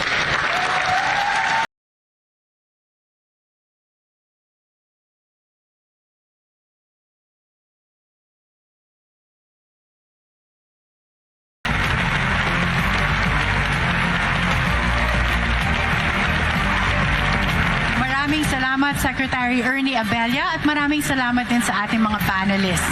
I think what resonated with me the most was when Secretary Abella said, hindi ba napakaganda ng ating bansa kung hindi lamang sa balikat ng ating magiging Pangulo nakasandalang kabukasan ng ating bansa, kundi para sa atin din at bilang mga kababayan na may malasakit at merong responsibilidad para sa ating bansa. And we're down to our last candidate for tonight. Ang susunod na kandidato ay may battle cry for unity para sa kanya. Pagkakaisa ng sambayanang Pilipino sa gitna ng malalaking problema ng ating bansa, ang susi para sa mabilis na pagbabangon nito. This candidate is a consistent frontrunner in the election surveys. Nakita natin ang performance niya sa surveys, pero ano kaya ang magiging performance niya sa pagsagot sa mga panelists? Makikita natin yan sa pagbabalik ng The Deep Probe, the SMNI Presidential Candidates Interview.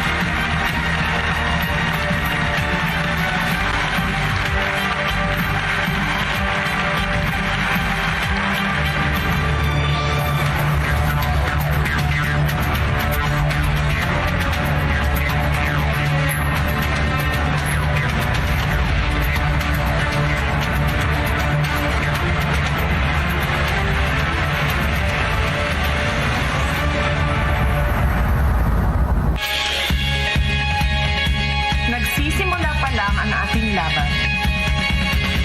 Ako si Inday Mila, person with disability. Aalagaan ka.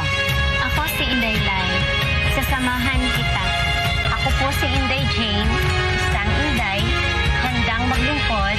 Ako si Inday Sara. Hawak kamay tayo sa tagumpay. Inday will always love you.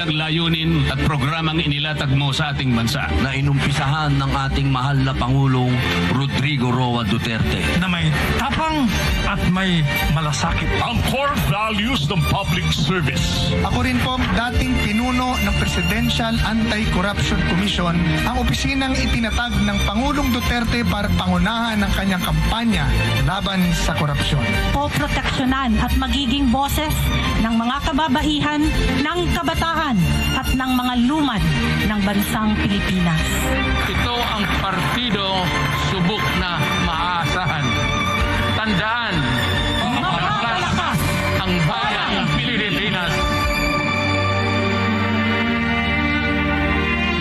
Renewable Energy Resource of the Philippines, Smni, ang nag-akda ng Renewable Energy Act na nagpasok ng 1 trilyong pisong pondo na nagbigay ng trabaho sa halos 3 milyong Pilipino, nagdala ng liwanag sa milyong-milyong tahanan at nagpaunlad sa libu-libong komunidad sa Pilipinas. Pangako sa inyo mga kababayan, sa tulong ninyo, itutuloy natin ang pagsulong ng mga batas tulad nito.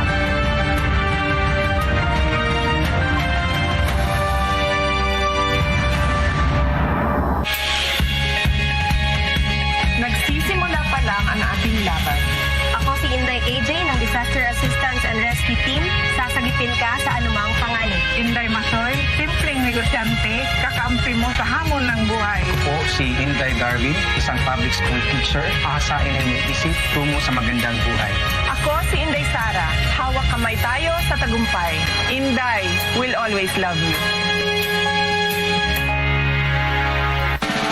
Sa mga kapwa taxpayer, namumroblema ba kayo sa inyong tax compliance? Problem no more. Mag-e-tax point ka na. Ang e-tax point ay isang accounting software na magbibigay sa iyo ng tamang libro at sa isang pindot may VAT relief. Alpali sa pays. Naka-DAT file format na ready for sending to BIR. Sa e-tax point, magiging huwarang taxpayer ka. Tamang buwis lamang ang babayaran. At kapag may audit si BIR, may tamang libro na ipapakita. So ano pang hinihintay mo? Mag-e-tax point ka na. Visit our website at www.etaxpoint.com.ph or you may call us at 02-8470-2813, 02-8986-4061, and 02-8986-3803.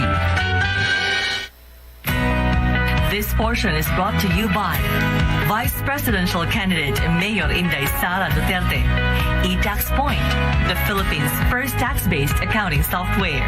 Frontliners, ikaw ang bida party list. And PDP Laban Senatorial Slate, mapapalakas bayang Pilipinas. This portion is brought to you by ALV Events International, official event partner. The Manila Times, official media partner. And Okada Manila, official venue partner.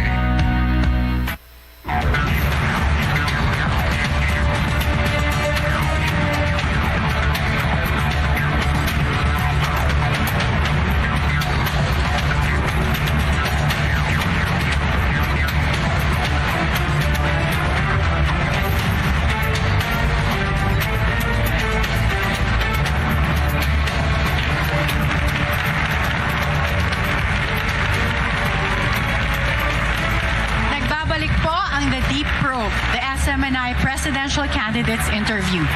We're down to our last candidate. Ito na po ang huling kandidato na haharap sa ating panelists sa araw na ito.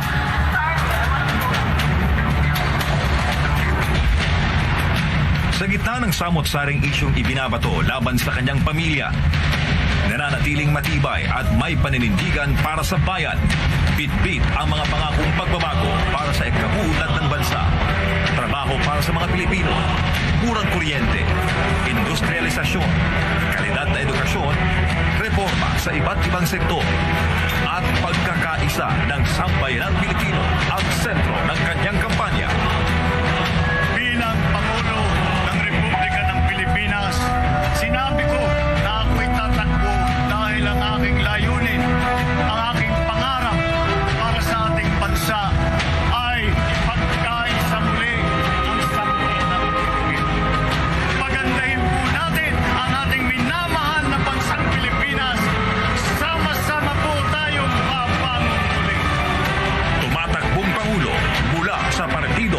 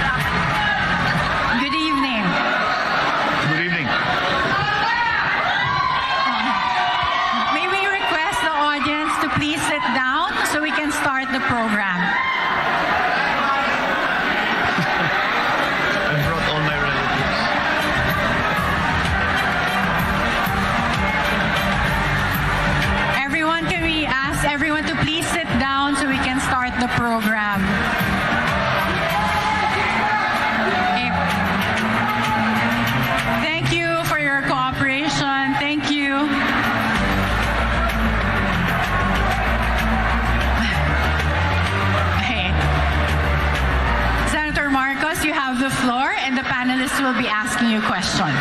Thank you.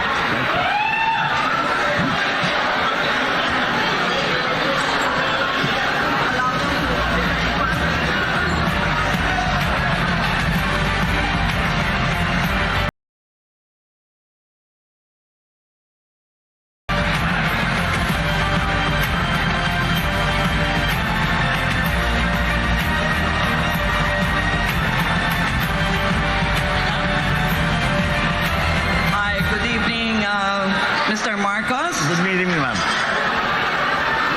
If this were, I've never been to a campaign rally, but if this looks like it, and maybe multiplied so many times over, I can imagine what you're feeling is like euphoria, isn't it? Because we're not even involved and we're feeling euphoric here. It's very encouraging, ma'am. That's true. Okay, this is the second time we are going through this, but this time it will be banter. Nothing aggressive nor belligerent. You have the thickest portfolio here. I counted more than 50 pages which were submitted to the network and which were given to us. Madaming, I have 1,000 questions, but since I have 3 other colleagues here, maybe I'll ask something which is right in my alley, and I think I have asked this also in my post in the social media. And post-Ukraine, assuming that you have a peace agreement within the next 2 weeks, which is more likely, do you see a new political and economic order, but this time you have other political actors like Moscow, Beijing, and even Tehran? Yes. What's your take on that? There will be a new world order. Because I have, I think, watching Ukraine and seeing the developments, and which are not exactly going the way of that the President Putin would have wanted it to. I suspect there will be domestic implications to whatever the peace agreement is going to be. I hope you're right, ma'am, that it will be done in 2 weeks, because we are the entire world is suffering. But there will be a very big change, because the the idea, I think some of the analysts have said, I don't know if you agree with this, is that President Putin is trying to reconstruct or recreate the Soviet Union under another name. So perhaps this was his move. Should he weaken as a political figure in his own country, in Russia, then certainly the policy, that policy of trying to gain territory through whatever means, as he says, because to provide for him a buffer to NATO, whatever the reason might truly be.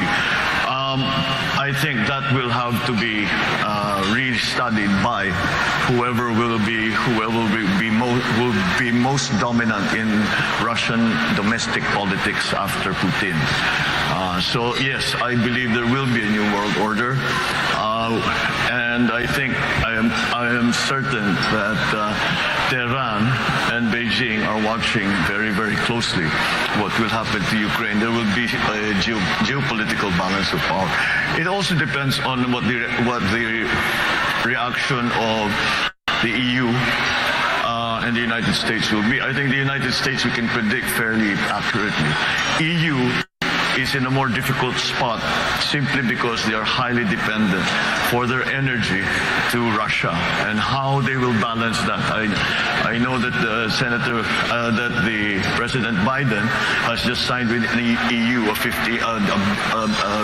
a deal to supply from the United States and from other countries 15 billion tons of gas, which will cover some of the needs of the EU.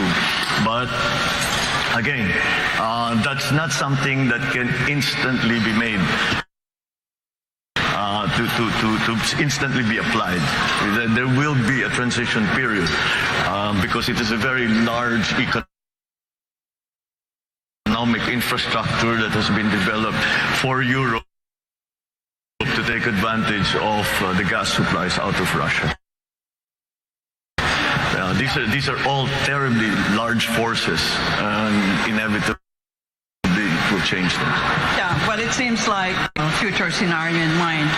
But what I have used really is from a content analytical perspective, using events data analysis, meaning I'm paying attention to the verbs being used in Spanish, by the way.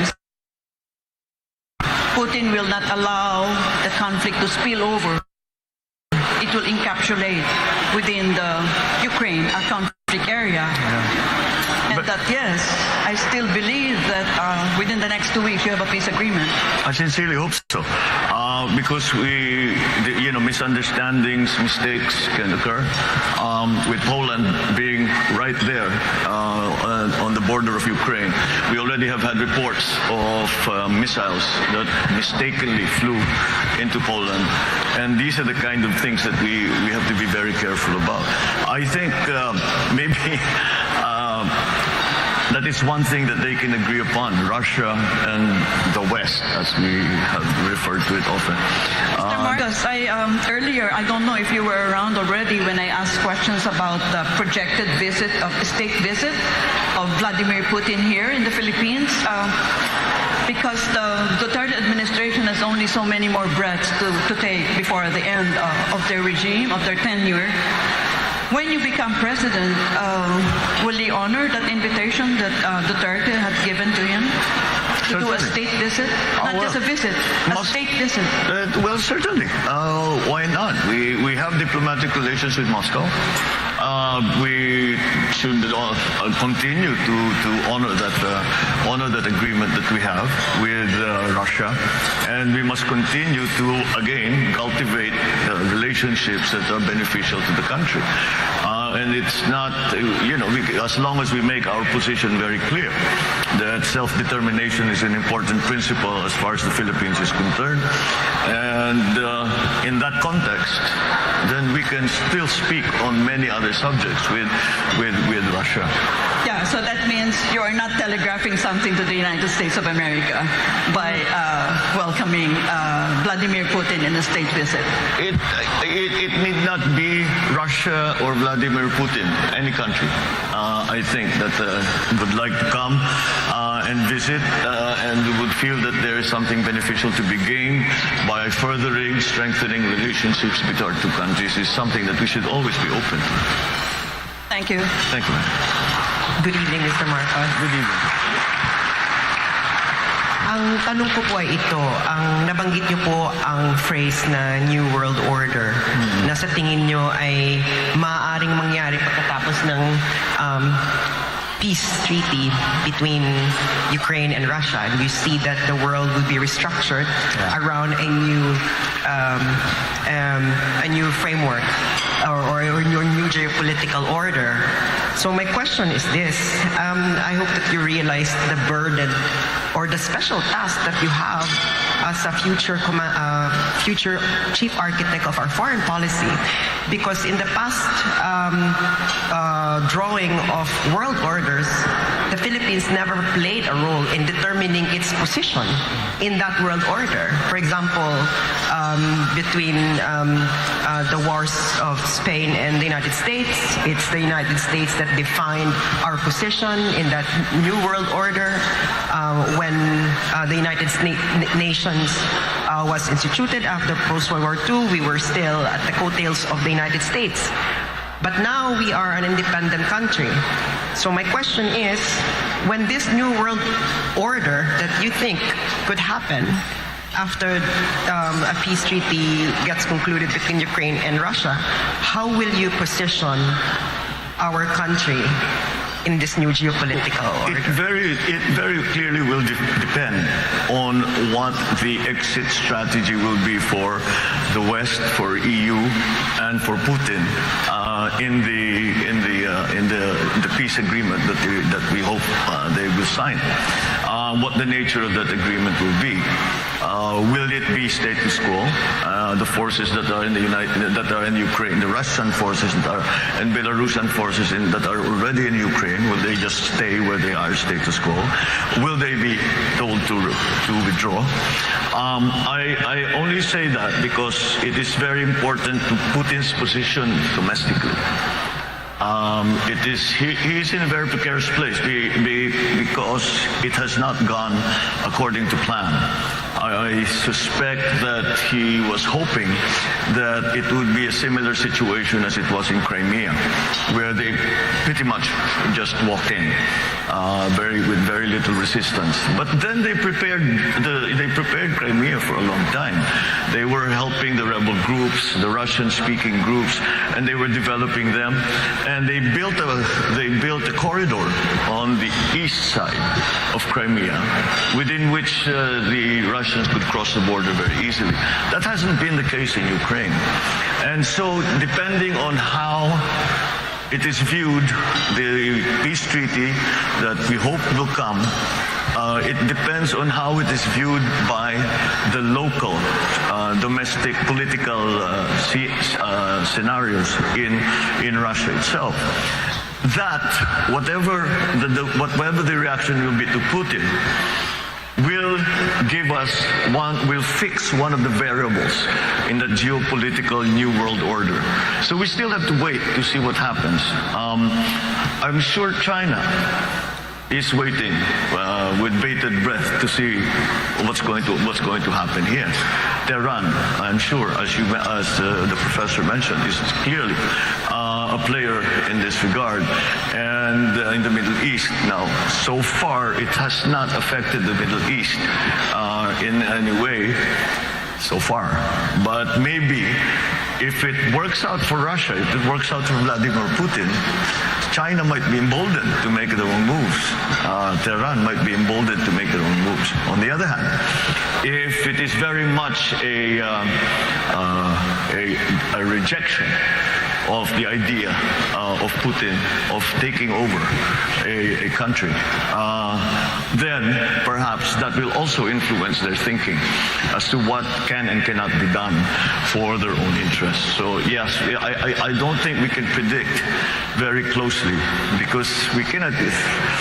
I hope to be as optimistic as the professor, but I don't see it happening in 2 weeks, to be perfectly honest. I hope it is. I hope it does, because the economic effects on every single person in the world has been enormous. And it is going to be enormous for a good long while. It's not going to go away anytime soon. Sir, since we have a mutual defense treaty with the United States, that would affect, I'm sure that would play a role in how, our country would position ourselves in this new geopolitical world order. So my question is, to what extent will you allow the United States influence your actual decision making in how you're going to craft the future foreign policy of the Philippines when that new world order has already taken shape? Well, we have a very special relationship with the United States, and it's something that we have had and developed over 100 years, starting from being essentially a colony to a very strong partner here in this, especially in this part of the world, in the region. And that, I think, has been a good thing for both countries, both for the United States and for the Philippines. And that I think we can still depend on that. But the scenario that you spoke about, where we historically have always been with the United States, is still, I think, a carryover, a hangover of the Cold War. And we discussed it a little bit the last time. And I don't think the geopolitics of today are the same. And we now have to tread that very fine line to make sure that it's the Philippines, it's the Philippine interests that are the primacy of Philippine interests in anything. Now, in geopolitics, especially, we have another superpower 600 kilometers from our coastline. China. That puts again the Philippines in quite a precarious position. We're lucky because we're important geopolitically, even just we're strategically. We are unlucky because we are important geopolitically, and we've become a bit of a hot potato when it comes to that. So we definitely have to consider what is best always for the Philippines. And how do we achieve that? With our existing partnerships, alliances, as they stand now, with what will be a new world order. Will it be a very big change? Will it be a small, slight change? Will it be a big change for Russia and a small change for everybody else? There are many moving parts to this thing, and it's not something that is easily definable. But I think once the peace agreement is made, we will study it very, very closely, and we will ask our best experts to determine what is the effect in these other countries. What is the effect to Tehran, to Iran? What's the effect? How does it change their thinking in Beijing? How does it change the thinking in Washington, D.C.? These are the big players. These are the people we have to deal with. So yes, it's that I wish I could give you a categorical answer, but until we know exactly what that peace treaty will contain, it's very difficult, and to know what will happen after that in Russia. How will the power structure change? Will Putin be removed? Will he still maintain his position? All of these things are going to play a part in what it will look like after that peace agreement. Senator, good evening. With this as a backdrop, the discussion with Russia, Ukraine, I was wondering if you can pivot to domestic concerns, particularly your energy policy. Yeah. Because as you said, the conflict is being felt worldwide, and among the things that we are seeing are sky-high fuel prices. But how would you address this? What would be your policies, particularly with energy security, going beyond this issue? In the past week or so, since the war in Ukraine began, I have been espousing a policy of subsidizing all oil imports. Because the idea is that, yes, transport is the first sector that's going to be affected, but everyone will be affected. And therefore, if we are to support everyone, we have to subsidize all oil imports, in my view.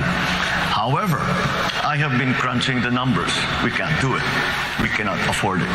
It's that simple. So we have to focus now. Now, maliwanag, yung mga transport group talagang naghihingalo dahil dito sa pagtaas ng presyo ng langis. Pero alam naman natin, pag tumaas ang presyo ng langis, sabay-sabay susunod na yung mga iba. So we have to focus in the sectors that will actually that will mitigate the effects of the oil price rise. Perhaps there still exists the option of perhaps giving a tax holiday on the excise taxes to the oil for the oil imports. However, the pandemic is not over. We do not know what is going to happen next. When each time we thought tapos na, it came back. And I'm sure all of us after Christmas, after the Omicron hit at the end of January, sabi natin siguro baka tapos na ito, baka wala na. But then we hear news now about Korea, about China, about Hong Kong, that they're locking down again. So we need those funds. Well, the government doesn't need the funds, people need the funds. And so we will still have to continue to collect as much as we can in preparation for any possible occurrence in terms of the pandemic. Baka may bagong strain, baka may babalik. But I don't think we will ever return to a time of lockdown anymore. Senator, just before we go on the break, I was wondering if you can clarify your position on the oil price stabilization fund, because there's been some talk in social media to report, and I don't know if you are. Of course, the appeal is that there will be subsidy when prices are high, Yes. but the downside is that prices will remain high because when global prices dip. Yeah. And there's the argument, of course, that the market is always more efficient in determining prices. Could you clarify your position? No, I think it is not to change the price of the oil. It's to change the rate of change. It is to try and mitigate the rate of change. So that, let's say, if the price increase is from Sunday to Monday, instead of increasing the full, let's say we're going to increase by, I don't know, 5 pesos, let's say. Instead of doing it all in one shot, we do it slowly because we have a stabilization fund. There is no way to bring the price of oil down from the Philippines. We are at the mercy of the oil producers. We in the Philippines, if I'm not mistaken, are 0.07% of the fossil fuel market. Therefore, have very little influence on pricing, and we produce very little in terms of oil production. Malampaya is about they say will dry up in the next 2 or 3 years.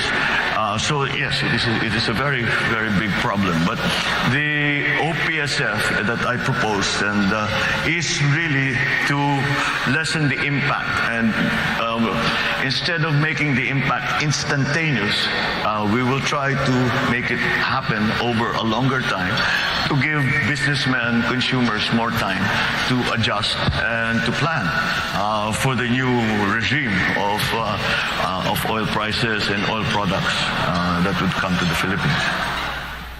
Senador, kung may time pa? We'll have to take a short break for now. Yes. It's okay. Sorry, Rolex. Yeah, unfortunately, I've become the symbol of the human time clock. But the panel will still have a lot of questions for you, Senator Marcos. Unfortunately, we have to interrupt for a short break. So to everyone watching, don't go away. The Deep Probe SMNI presidential interviews will be right back.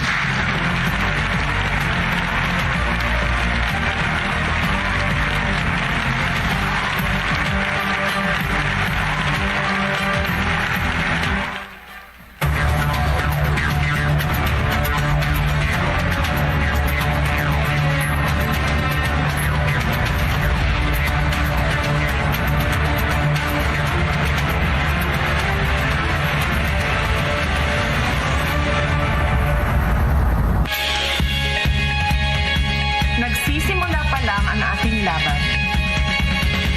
Ako si Inday Mila, person with disability. Aalagaan ka. Ako si Inday Lai. Sasamahan kita. Ako po si Inday Jane, isang Inday, handang maglingkod. Ako si Inday Sara. Hawak kamay tayo sa tagumpay. Inday will always love you.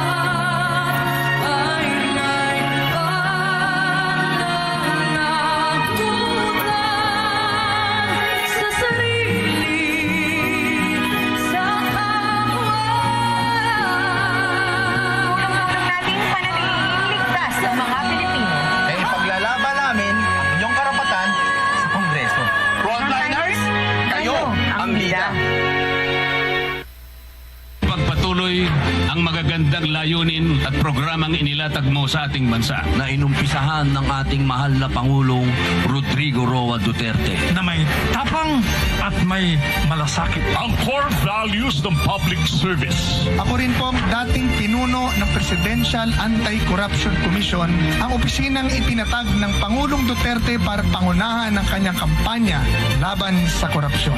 Poproteksyonan at magiging boses ng mga kababaihan, ng kabataan at ng mga lumad ng bansang Pilipinas. Ito ang partido subok na maaasahan. Tandaan, mapapalakas ang bayan ng Pilipinas.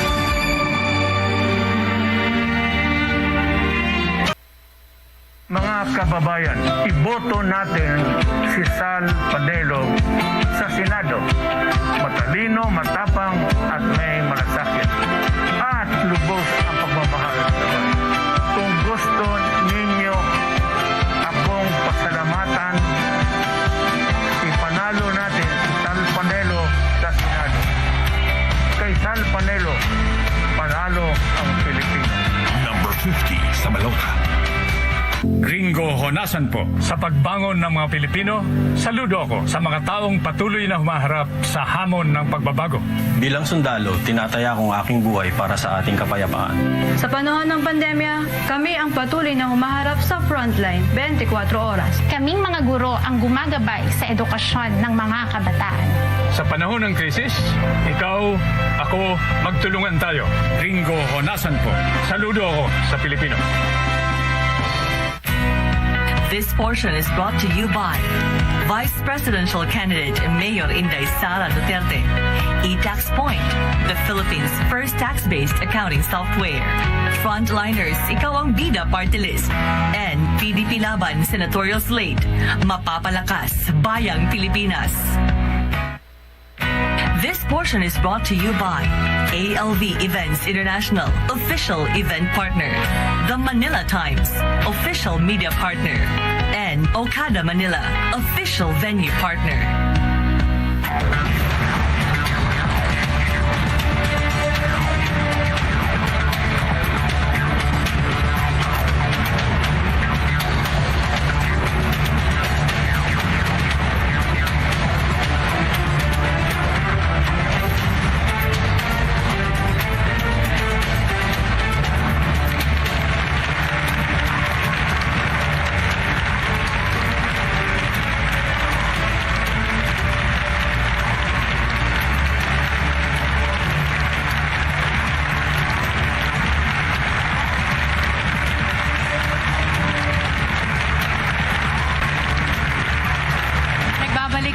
Sa the Deep Probe, the SMNI Presidential Candidates Interview. And right before the break, the conversation between Presidential Candidate Senator Marcos and the panelists was spanning several issues, including the geopolitical conflicts and the oil price crisis. Now we will resume the questions from the panels. Magandang gabi po, Senator. Good evening, Rolex. Ang katanungan ko po ay tungkol sa power. Alam niyo po yung IPIRA, hinati yung bansa natin. Electric Power Reforms Industry Act, IPIRA. Ngayon po, ganito. Recently, ang Malacanang po ay naglabas. Pinirmahan ng Pangulo, Executive Order 164, adding nuclear power to the energy mix. And among others, to study the viability kung pwede pa natin i-operate yung BNPP at ang iba pang mga facilities para sa paggamit ng nuclear energy. Pwede mo malaman kung ano yung isip nyo po tungkol dito? Kasi po mangyayari sa sunod na termino, ang 18 milestones. Ito po yung unang hakbang lamang. Marami talagang pinag-uusapan. Energy is hard. Ito, aaminin ko sa inyo, talagang pinag-aaralan ko, napakahirap ayusin. Dahil nga, yung ating sistema. The IPIRA law, marami talaga naka-contain dyan na kailangan pag-aralan ulit. Because ang reklamo sa buong bansa, both na consumers lamang at saka yung mga negosyante, kasi lagi natin napapag-usapan mga foreign investors na nagre-reklamo sa power, pati local investors. Kaya ang investment sa Pilipinas is not capital intensive. Yung mga investment sa Pilipinas short term lang, kuminsan hot money lang ang pumapasok, labas lang yan. It doesn't build anything. So that is it. It is a major problem. At kung titignan natin ang mga projection sa pangyayari, ngayon just as a perfect example, narinig na siguro naman ng lahat, na sinasabi na baka sa eleksyon magkakaroon ng brownout. Kaya dahil nasa gitna na tayo ng summer, ng tag-araw. Kaya yan ang maliwanag na maliwanag, kulang na talaga ang power supply doon sa ating requirements. At saka yung idadagdag pa dapat natin para makapag-industrialize tayo na mabuti. Kaya it's something that has to be attended to. In other words, kailangan natin lahat. Kailangan natin lahat ng makuha natin na power sources para mabigyan tayo ng mas mura at mas malawak at mas reliable na power supply. Ngayon, maaari nating i-expand yung ating hydro, expand natin yung ating geothermal, but there's a very simple idea when it comes to the energy sector. It's something called the base load. The base load is the load that never goes away. The demand that never goes away. Kahit gabi, kahit araw, ito na yung mga planta na nagpapatakbo. So that base load has to be satisfied. Kaya kung hindi umiihip ang hangin, paano yung wind power? Kung gabi, paano yung solar power? Kailangan pa rin ng traditional. Ngayon, doon tayo mamimili. Although it's not traditional for the Philippines, nuclear power is already considered a traditional power source. So it has to be looked into. Yung sa BNPP, nag-offer na because if you, ang Korea has, I believe, 5 sister plants to the Westinghouse plant in BNPP. And they have offered, I always say it's ironic that the names of their plants are Core 1, Core 2, Core 3, Core 4, Core 5. Pero hindi tayo nagkaroon kahit isa. But they have offered to come with their technical people, and they have offered to come to give us an idea. Pwede pa ba ito? Because kahit pa paano, the BNPP, the Bataan Nuclear Power Plant, was supposed to go online with 650 megawatts in 1986. That's a long time ago. Marami ng bagong technologies, marami ng bagong requirements. So we'll see. We have to. I think we should be open to our Korean friends to come and to tell us if this is still viable or you have to do something else. When it comes to nuclear power as an idea, let's just follow the science because dito naging political sa Pilipinas. It's also political in other places, but in our particular case, the reason we have no nuclear power plant at all is pure politics. Did not really follow the science. So we have to look into it because even after Fukushima, when everybody was saying nuclear power is we have to rethink, we have to, kailangan natin pag-aralan ulit yan, mukhang delikado. Walang nagbago ng kanilang pagplano na pagpatayo ng nuclear power plant kahit saan. Amerika tuloy-tuloy pa rin. Sa France, the majority of their power is already created by nuclear power. So in the other countries, ganun din.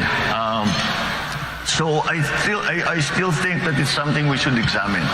There are many new technologies. One of the ones that we keep reading about are the modular nuclear power plant. They start with a small one, gusto mong palakihin, bumili ka ulit ng nodule, ikakabit mo rin, palaki mo ng palaki hanggat gusto mo.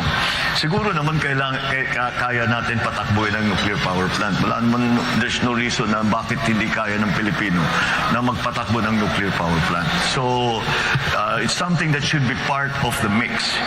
Kasama diyan is COP26, where we decided to cut down on coal-fired power generation.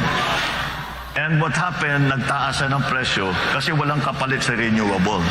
Ibig sabihin, yung mix ng renewable at saka traditional, kailangan talaga natin, we have to decide once and for all, what is the mix that is good for the Philippines. I think it's not going to be a static point. I think as years go on and we develop renewables, we develop other sources of power, that mix is going to slowly shift towards renewables, hopefully, because that's what we want because of climate change. But nonetheless, that mix is still something that's up in the air that we haven't really determined what is proper and appropriate for the Philippine setting. But to make a short answer to your question is that lahat kailangan natin. Kailangan natin palaki ng hydroelectric, kailangan natin palakihin yung geothermal, kailangan natin paramihan ng mga power plant, kailangan natin tumingin sa mga bagong technologies, wind farm, solar, kailangan natin tingnan ng nuclear. At kung kailangan talaga, di balikan natin oil-fired. But oil-fired has become less and less attractive because of what's happening in the volatility of oil prices, especially in the last 2-3 years. Then with this new development in Ukraine, talagang kailangan pag-isip-isipan natin ng mabuti. Kasi baka maipit tayo, pag tumaas na naman yan, hindi natin maipatakbo yung planta natin, balik na naman tayo sa dati. Nasa brownout na naman tayo. Now we have lots of coal here in the Philippines. The Chinese claim to have good enough technology. I've actually visited one of their coal-fired plants that na malinis na, that they're able to extract the carbon and they're able to dispose of the carbon properly. So all of these things we need to look into. Lahat yan kailangan natin. Well, after the generating companies, meron po tayong Transco. Marami reklamo sa Transco. Senador, open ba kayo sa idea na katulad ng tubig, may west sector operator, may east sector operator, chop natin ang Transco? I don't think so. May economies of scale yan eh.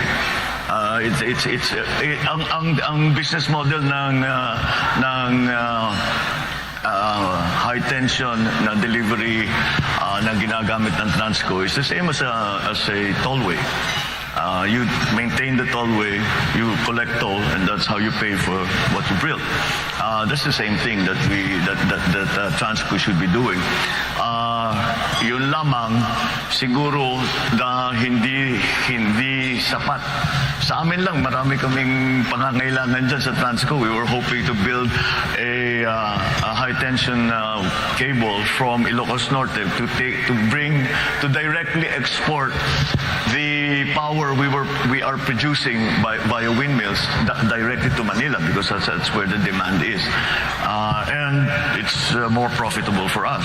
But hanggang ngayon hindi pa nangyayari. And I'm not sure, I'm not privy to the board meetings and the discussions going on in Transco. So I do not know quite why wala pa yan. But yes, it really should be a simple operation na kaya madali lang naman patakbuhin dapat yan. Kaya pag-aralan natin kung bakit nagkakaganon. You mentioned IPIRA. We have to look back at IPIRA. I think IPIRA might already have at least certain provisions in IPIRA are already obsolete. As a matter of fact. Senator? Yes. I hope you don't mind. I'd like to switch topics a little bit because we have a short period to ask so many issues. All right. I'd like to ask about agriculture because you mentioned that in the last time you were here. One of the biggest problems that the sector is facing is the aging of farmers. Yes. One study I've read said that their average age is between 57 and 59. And the worst thing is their children don't want to go into agriculture agriculture, and this observation is supported by declining enrollment in agricultural programs of SUCs across the nation. And last, the Secretary of Agriculture last year said that we may be facing a critical shortage of farmers in as little as 12 years, and he said this last year. So maybe you'd like to share with us what your plans are regarding this issue. Regarding the age of farmers getting older, not only are they discouraged to come in, their parents who are farmers, they say, wag na kayong pumasok dito, napakahirap ng buhay dito. Mag-aral kayo, pumunta kayo sa Manila, pumunta kayo sa city, dyan kayo magpagaling para hindi nyo na kailangan daanan itong dinadaanan namin. That's the state of the agriculture in the Philippines today. As a general rule, as a general concept, I think we have to really shift already from what is essentially still mom and pop operation and talk about agribusiness and talk about the industry of agriculture. And there are many things that we need to do to achieve that, to get to that point. See, let's go back to the issue of the age of our farmers and the young people who are not going into agriculture. If it is an agribusiness, if it is not the traditional farming method that we are always going through, that we have been doing for the last millennia, but move into something that is more high-tech, then that will necessarily need for the entry into more technically minded agribusiness practitioners, and that will bring the age younger immediately. I know already for myself, young people in their 30s who have discovered some new technology or have come across a new thing. Bagay sa atin to, gawin natin. And they do, and they have brought all kinds of new techniques to farming, but it's not yet extensive because there are no encouragements coming from government in terms of tax breaks, in terms of I don't really believe in subsidies in that regard, but I still think that we can improve the attractiveness of the agricultural sector to younger people if we use the most modern, most interesting technology. And the kids say they can geek it out, right? They'll just pag-aralan nila na mabuti. That's a very interesting. It will become a very interesting line of work. Is there an important role for government to play? Because if you look at the public spending on agriculture in the Philippines, it's only about 1.7% of the national budget, far below what is being spent in other ASEAN countries. It's been that, and it has been that way for a long time. I think we have really neglected agriculture because we had a system set up where the entire value chain was attended to by government. And of course, the private sector practitioners come into the picture during the trading and in the market. But that was dismantled in 1986 and has not been a replacement for it. So we have to do it again. And if we look at the countries that we are competing with in terms of rice production, for example, they're Thailand and Vietnam, the obvious ones. Their cost of production is lower. The labor segment of their production cost is 1/2 of ours, and that's due to mechanization. We have not mechanized at all. It's going to take. It's not a simple thing because we have to organize now to be able to mechanize properly, to use the big machines, the big tractors, the big harvesters. Yung nakikita natin sa ibang bansa na ginagamit na kalaki-laki, na ang bilis-bilis, siguro sa isang araw, ilang hektarya na nakocover nila. Pero ang average na land holding dito sa Pilipinas is less than 1 hectare. So hindi mo magamit yung mga ganung klaseng makina. So the way to do it, or the way we did it in Ilocos, was we organized the cooperatives. And in that way, we were able to take full advantage of economies of scale. And I think that's what we need to do here in the Philippines now. But there are other things that need to be done as well. We have I think the fact that we are importing galunggong has been made very, very public. It's been very, very clear that it is quite a surprise for that but for us to get into that situation. But again, it really comes from a neglect in the agricultural sector. So what the things we have to do the research and development for the new varieties, for the new yung nag-aalaga ng hayop, paano yung gagawin yung pagkalat ng mga inahin.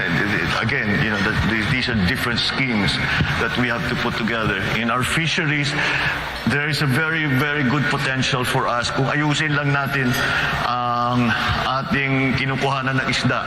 Number one, bigyan natin yung mga mangingisda na mas malaking bangka. Maliliit lang yung bangka nila eh. And they have to go out already 12 kilometers kasi overfish na dito sa loob. And then of course, patrol so that maraming nagpo-poach sa atin. So we have to have all the best techniques and technologies for our farmers and for our fishermen. Fisher folk. So that's just the beginning of it. And then the support. Now, one of the biggest problems that the agricultural industry is facing right now in terms of crops is urea is 2,500 pesos now. And we know of many areas where farmers just didn't plant. And that kills our production. Taas na naman ang importation natin. Because kung minsan, kung kulang talaga. Kung pabayaan mo yan, tataas naman ang presyo, hindi na kaya ng tao. Kaya talagang kailangan ayusin yung agrikultura. So you have to support, the government has to support that. In this question of urea, for example, siguro ang gobyerno lang bibili in bulk. Hundreds of tons of urea, and then isama na yan sa production loan bago planting season. Magbibigay ka ng production loan sa farmer. Yung iba pera, yung iba seedlings, yung iba abono, the fertilizer at saka yung pesticide. And then you could support them with new techniques, the techno demos, to teach them what are the new plants, what are the new techniques, how you can save water, how you can save on the other inputs, etc., etc. And then the processing. It should not really be allowed anymore. Dapat in the year 2022, dapat wala na tayong nakikitang palay na tinutuyo sa highway. Dahil dapat meron na tayong binigay. Yan, si Rolex knows this well because sa local talagang yun ang problema eh. So, tapos yung mga milling, dapat talaga meron tayong milling na small scale, large scale, depending on what everyone. So the value stays with the farmer. Hindi pumupunta sa trader na may malaking milling na planta. I mean, there's nothing wrong with the traders. They have a part to play. But let's keep as much of the value added and give it back to the farmer. And then, if we are able to do that, gumanda ang ating production, bumura ang ating production cost, we can directly sell it. And the kadiwa is the example that we always use. We can sell it to the public at a lower price, assuming the government will not make a profit, because the government should not make a profit. So they should be able to sell these basic agricultural products for less. Mr. Marcos, we all know that your campaign's theme is unity. Mm-hmm. And recently you made a statement on an issue that, would test your call for unity, because this issue is really polarizing in our country, and I'm referring to your statement on LGBTQ rights. And so my question is, there are a lot of interests that had to be balanced here, especially that even though that we are a secular country, our people, around 80% of our people have really, really strong religious beliefs, and these two things are always contrary to each other. So my question is, how will you balance the legitimate aim of protecting the rights and welfare of LGBTQ people while at the same time respecting the legitimate interests of religious groups that they can freely pursue their belief on this matter? I don't think LGBTQ issues are polarizing in the Philippines. Honestly. I think we are much more open-minded about it, considering the fact that we are in fact a very Roman Catholic country. But then you must, and so that I don't think it's polarizing at all. I think Filipinos are, I don't know how to put it, but we're much cooler than most other places when it comes to these things. And I think when I talk to the members of that community, wala namang hinihingi na special treatment ang mga LGBTQ. Wag lang do not discriminate against us. Yun lang naman yun eh. We don't want a special program for you, for ourselves. We want to do something. Just patas lang. Patas lang. Pare-pareho lang. Na kahit LGBTQ kami, kahit matanda kami, kahit come from the wrong place, I don't know, whatever. All forms of discrimination are some things that we have to guard against because that's corrosive. That just gets in the way. It doesn't help. It doesn't help anything. So that I think is the approach to LGBTQ issues: is just fight discrimination every step of the way.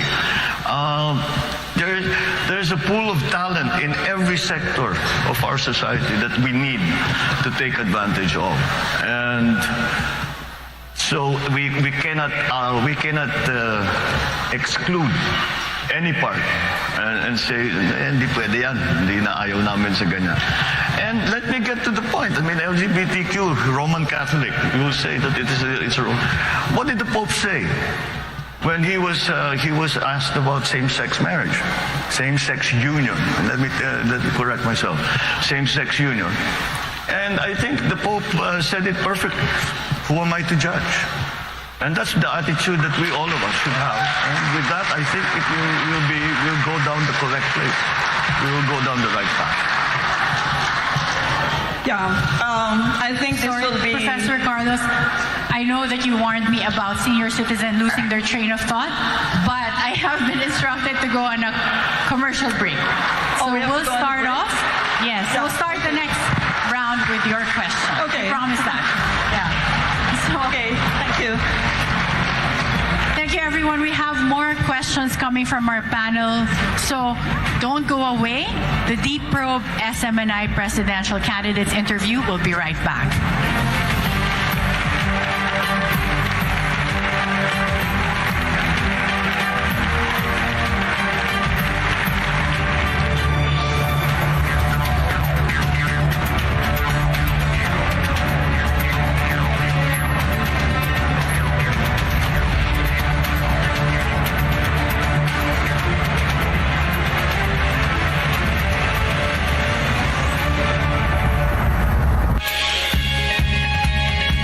Nagsisimula pa lang ang ating laban. Ako si Inday AJ ng Disaster Assistance and Rescue Team. Sasagipin ka sa anumang panganib. Inday Masoy, simpleng negosyante, kakaampi mo sa hamon ng buhay. Ako po si Inday Darwin, isang public school teacher, aasain ang iyong isip tungo sa magandang buhay. Ako si Inday Sara, hawak kamay tayo sa tagumpay. Inday will always love you.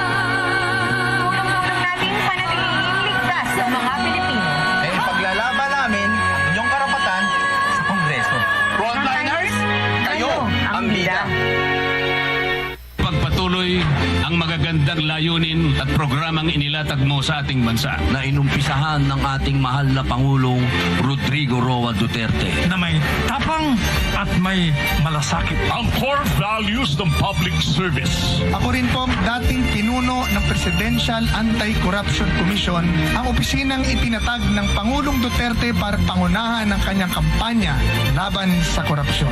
Poproteksyonan at magiging boses ng mga kababaihan, ng kabataan at ng mga lumad ng bansang Pilipinas. Ito ang partido subok na maaasahan. Tandaan, mapapalakas ang bayang Pilipinas. Alam mo, totoo lang, sayang na sayang pag nakalimutan ninyo si Rodante Marcoleta. Di prinsipyo, matino, at sa lahat ng trabaho niya has always been with integrity and the performance at the best. Just remember Marcoleta.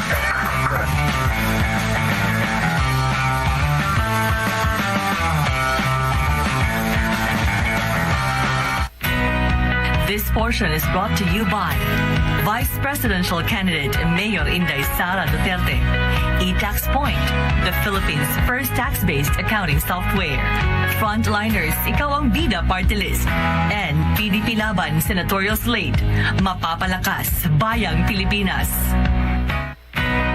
This portion is brought to you by Senator Juan Miguel Zubiri, Deputy Speaker Rodante Marcoleta, Secretary Gringo Honasan, Agimat Party List, and Skin Magical.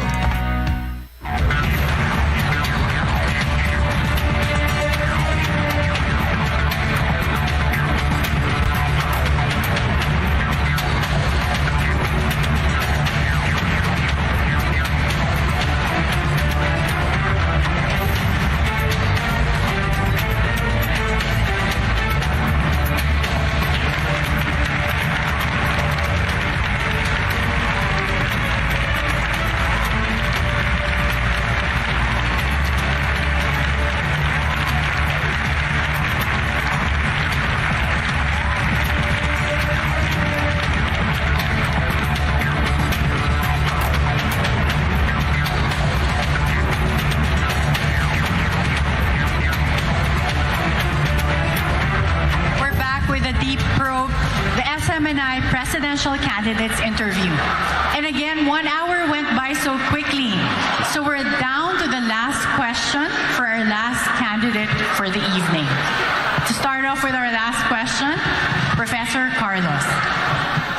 Okay, there is, I know, Mr. Marcos, that... Professor Carlos, I know you're gonna love me for this. You're wearing your sunglasses again. Sorry again. Ay, mag-forgive na kayo, ha? You will all be 75 also. Unless you die young. Hello. Humilit pa yan. Okay, Yes, ma'am.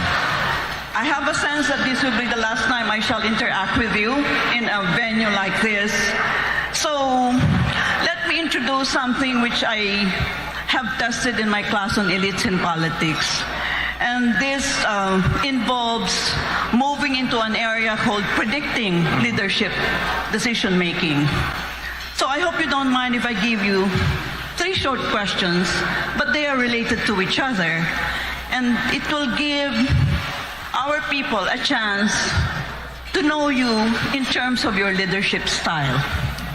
The first question is, do you think that you're basically an optimist rather than a pessimist?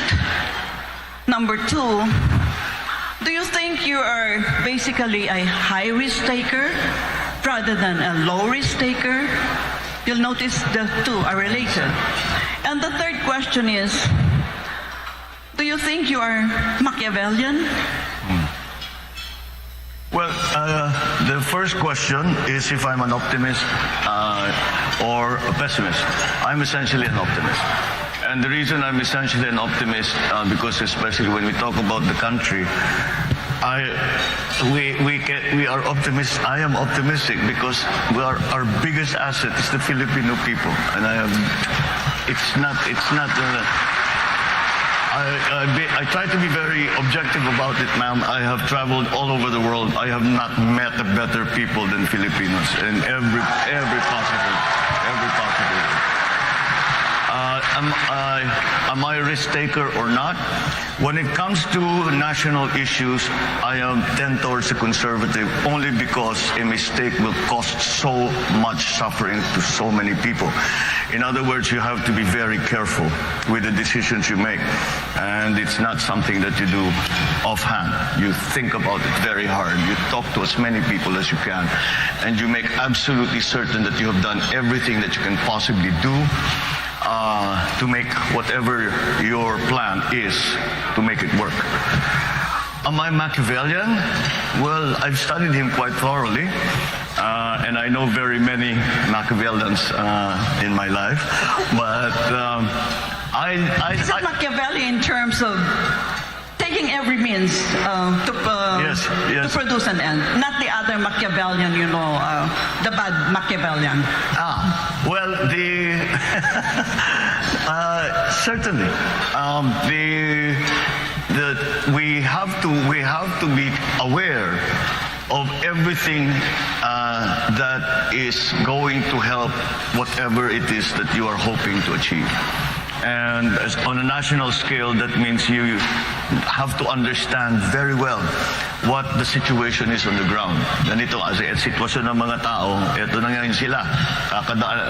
Nasa gitna pa ng pandemya, walang trabaho yung mga yan. Maasa pa rin yan sa tupad, sa IX, etc.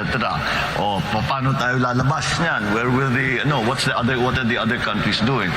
Kailangan maging maingat so I suppose in the same sense as you say that these questions were related, it's a way of being careful and being very, very knowledgeable about what are the things that have to come into play so that you will achieve success, whatever that success, however you define that success. So in that sense, yes, ma'am, I am a Machiavellian. Yeah, thank you. In future, if you have time, please come to the university and I will discuss with you. It's called the Operational Code Construct. Thank you very much. Oh, I would love that. Thank you so very much. Thank you.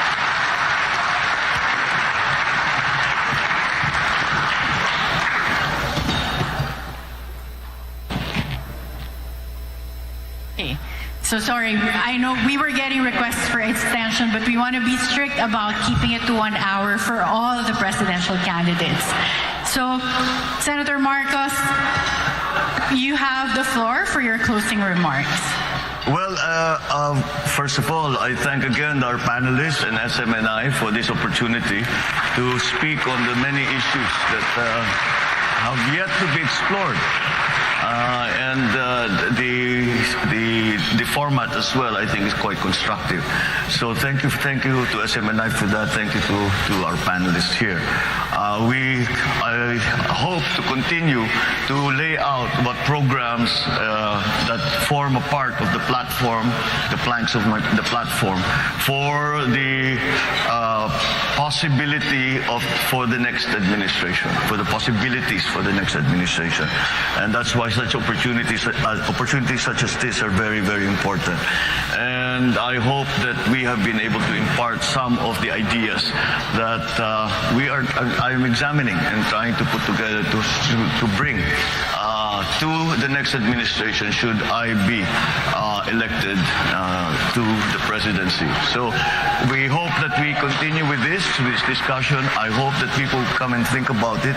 And if they have any ideas, please come and tell us because we need to hear from everyone.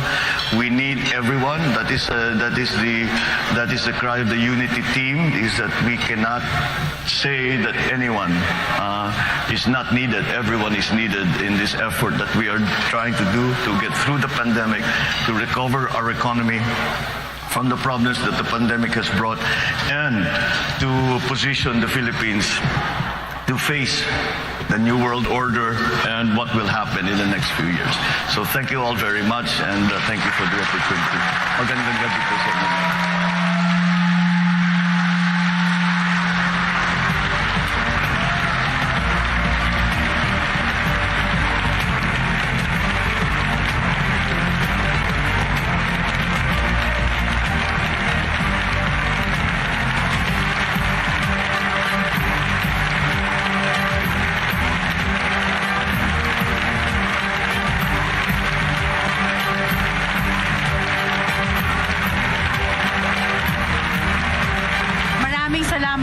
Senator Bongbong Marcos, and maraming salamat to all our panelists. Sa pamamagitan ng SMNI Deep Probe, sinubok namin na dalhin sa ibang level ang pagkilatis sa ating mga presidential candidates. After all, the presidential post is the highest position of leadership in our country. Napakahalagang desisyon ang pagpili natin ng susunod na Pangulo ng ating bansa. We hope that today's Deep Probe gave people an opportunity to further scrutinize our candidates. Thank you to all our candidates who joined us today. Thank you for giving us an opportunity to get to know you more. And of course, thank you to the panelists for sharing your expertise. Good evening, everyone, and thank you for joining us tonight.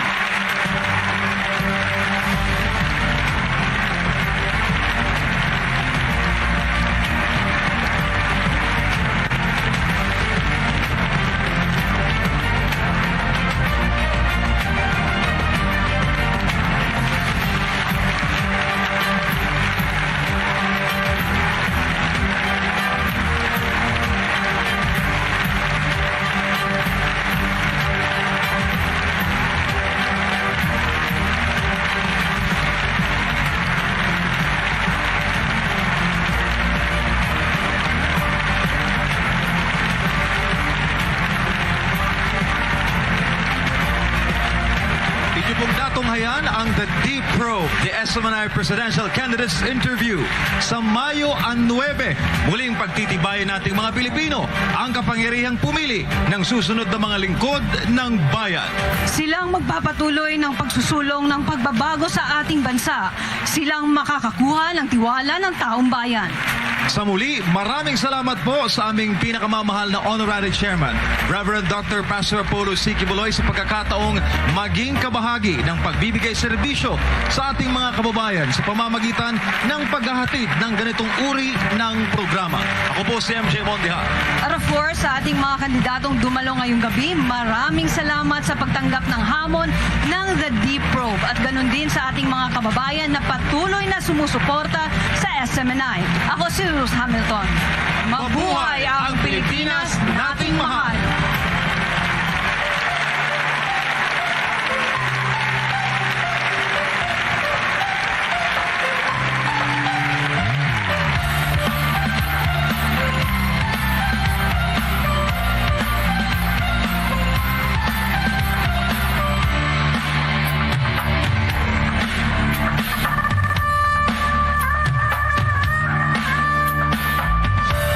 Matatamis na mga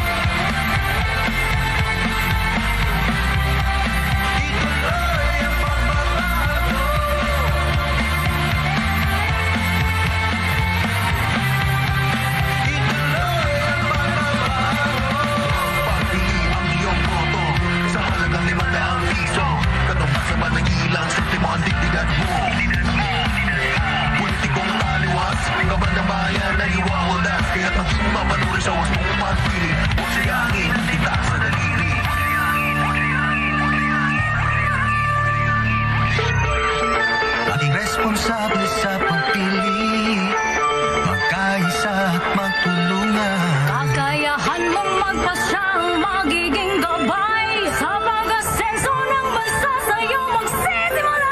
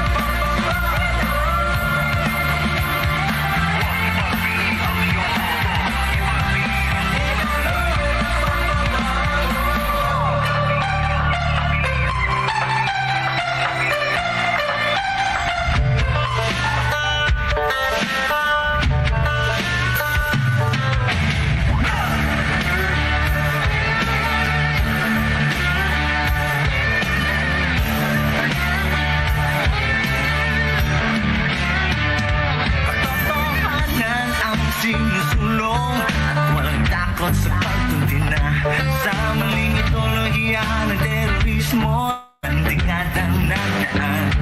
Ngayon lang tayo namulat na maiyayang kanilang mga kasinungalingan. Naliwanagan na ang mga Pilipino, alam na ngayon ang buong kwento. Ito ang programang walang pinapanigan. Katotohanan may boses ng mamamayan. Hatid sa inyo ang laban kasama ang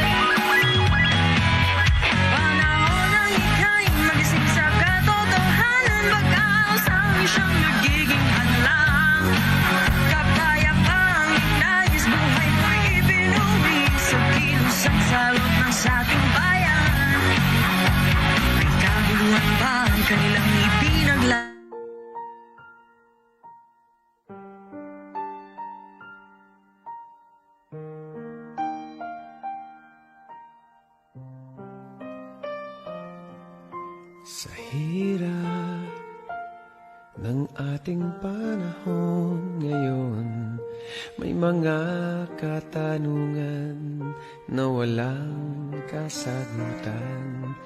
Araw-araw na lang gumagawa ng paraan, maiahon lang ang pamilya sa kahirapan. Kumakayod kahit kumakalamang tiyan, dugo't pawis ang siyang tanging punan. Pilipinas, bumangon ka, isulong ang iyong karapatan. Pilipinas, lumaban ka, sa talino at galing, tagumpay ay mararating. Pilipino, kung may pagsubok man, lilipas din ito. Maging panatag ka, Diyos ay kasama.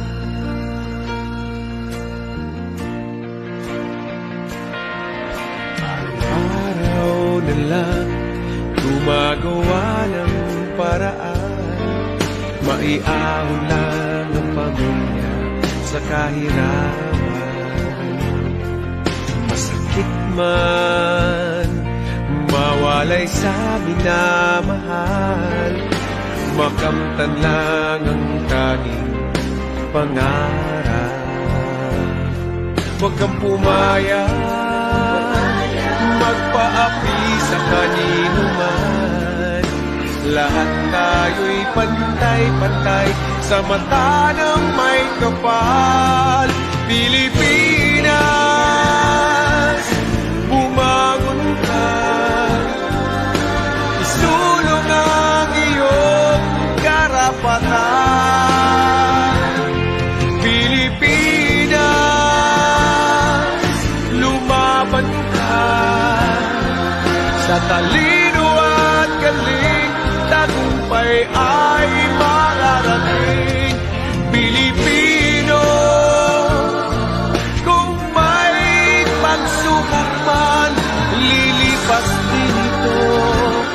Maging panatag ka, Diyos ay kasama.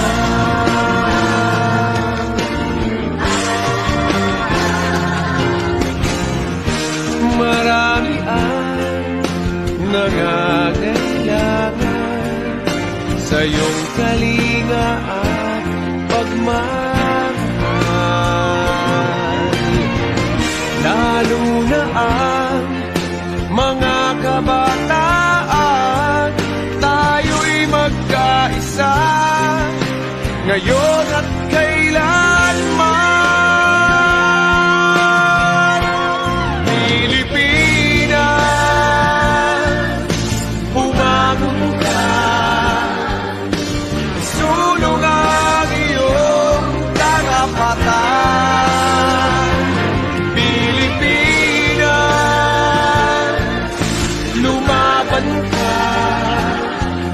Sa talino at galing, tagumpay ay mararating. Pilipino, kung may pagsubok man, lilipas din ito. Maging panatag ka,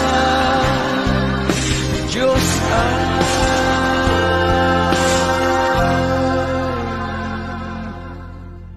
kasama.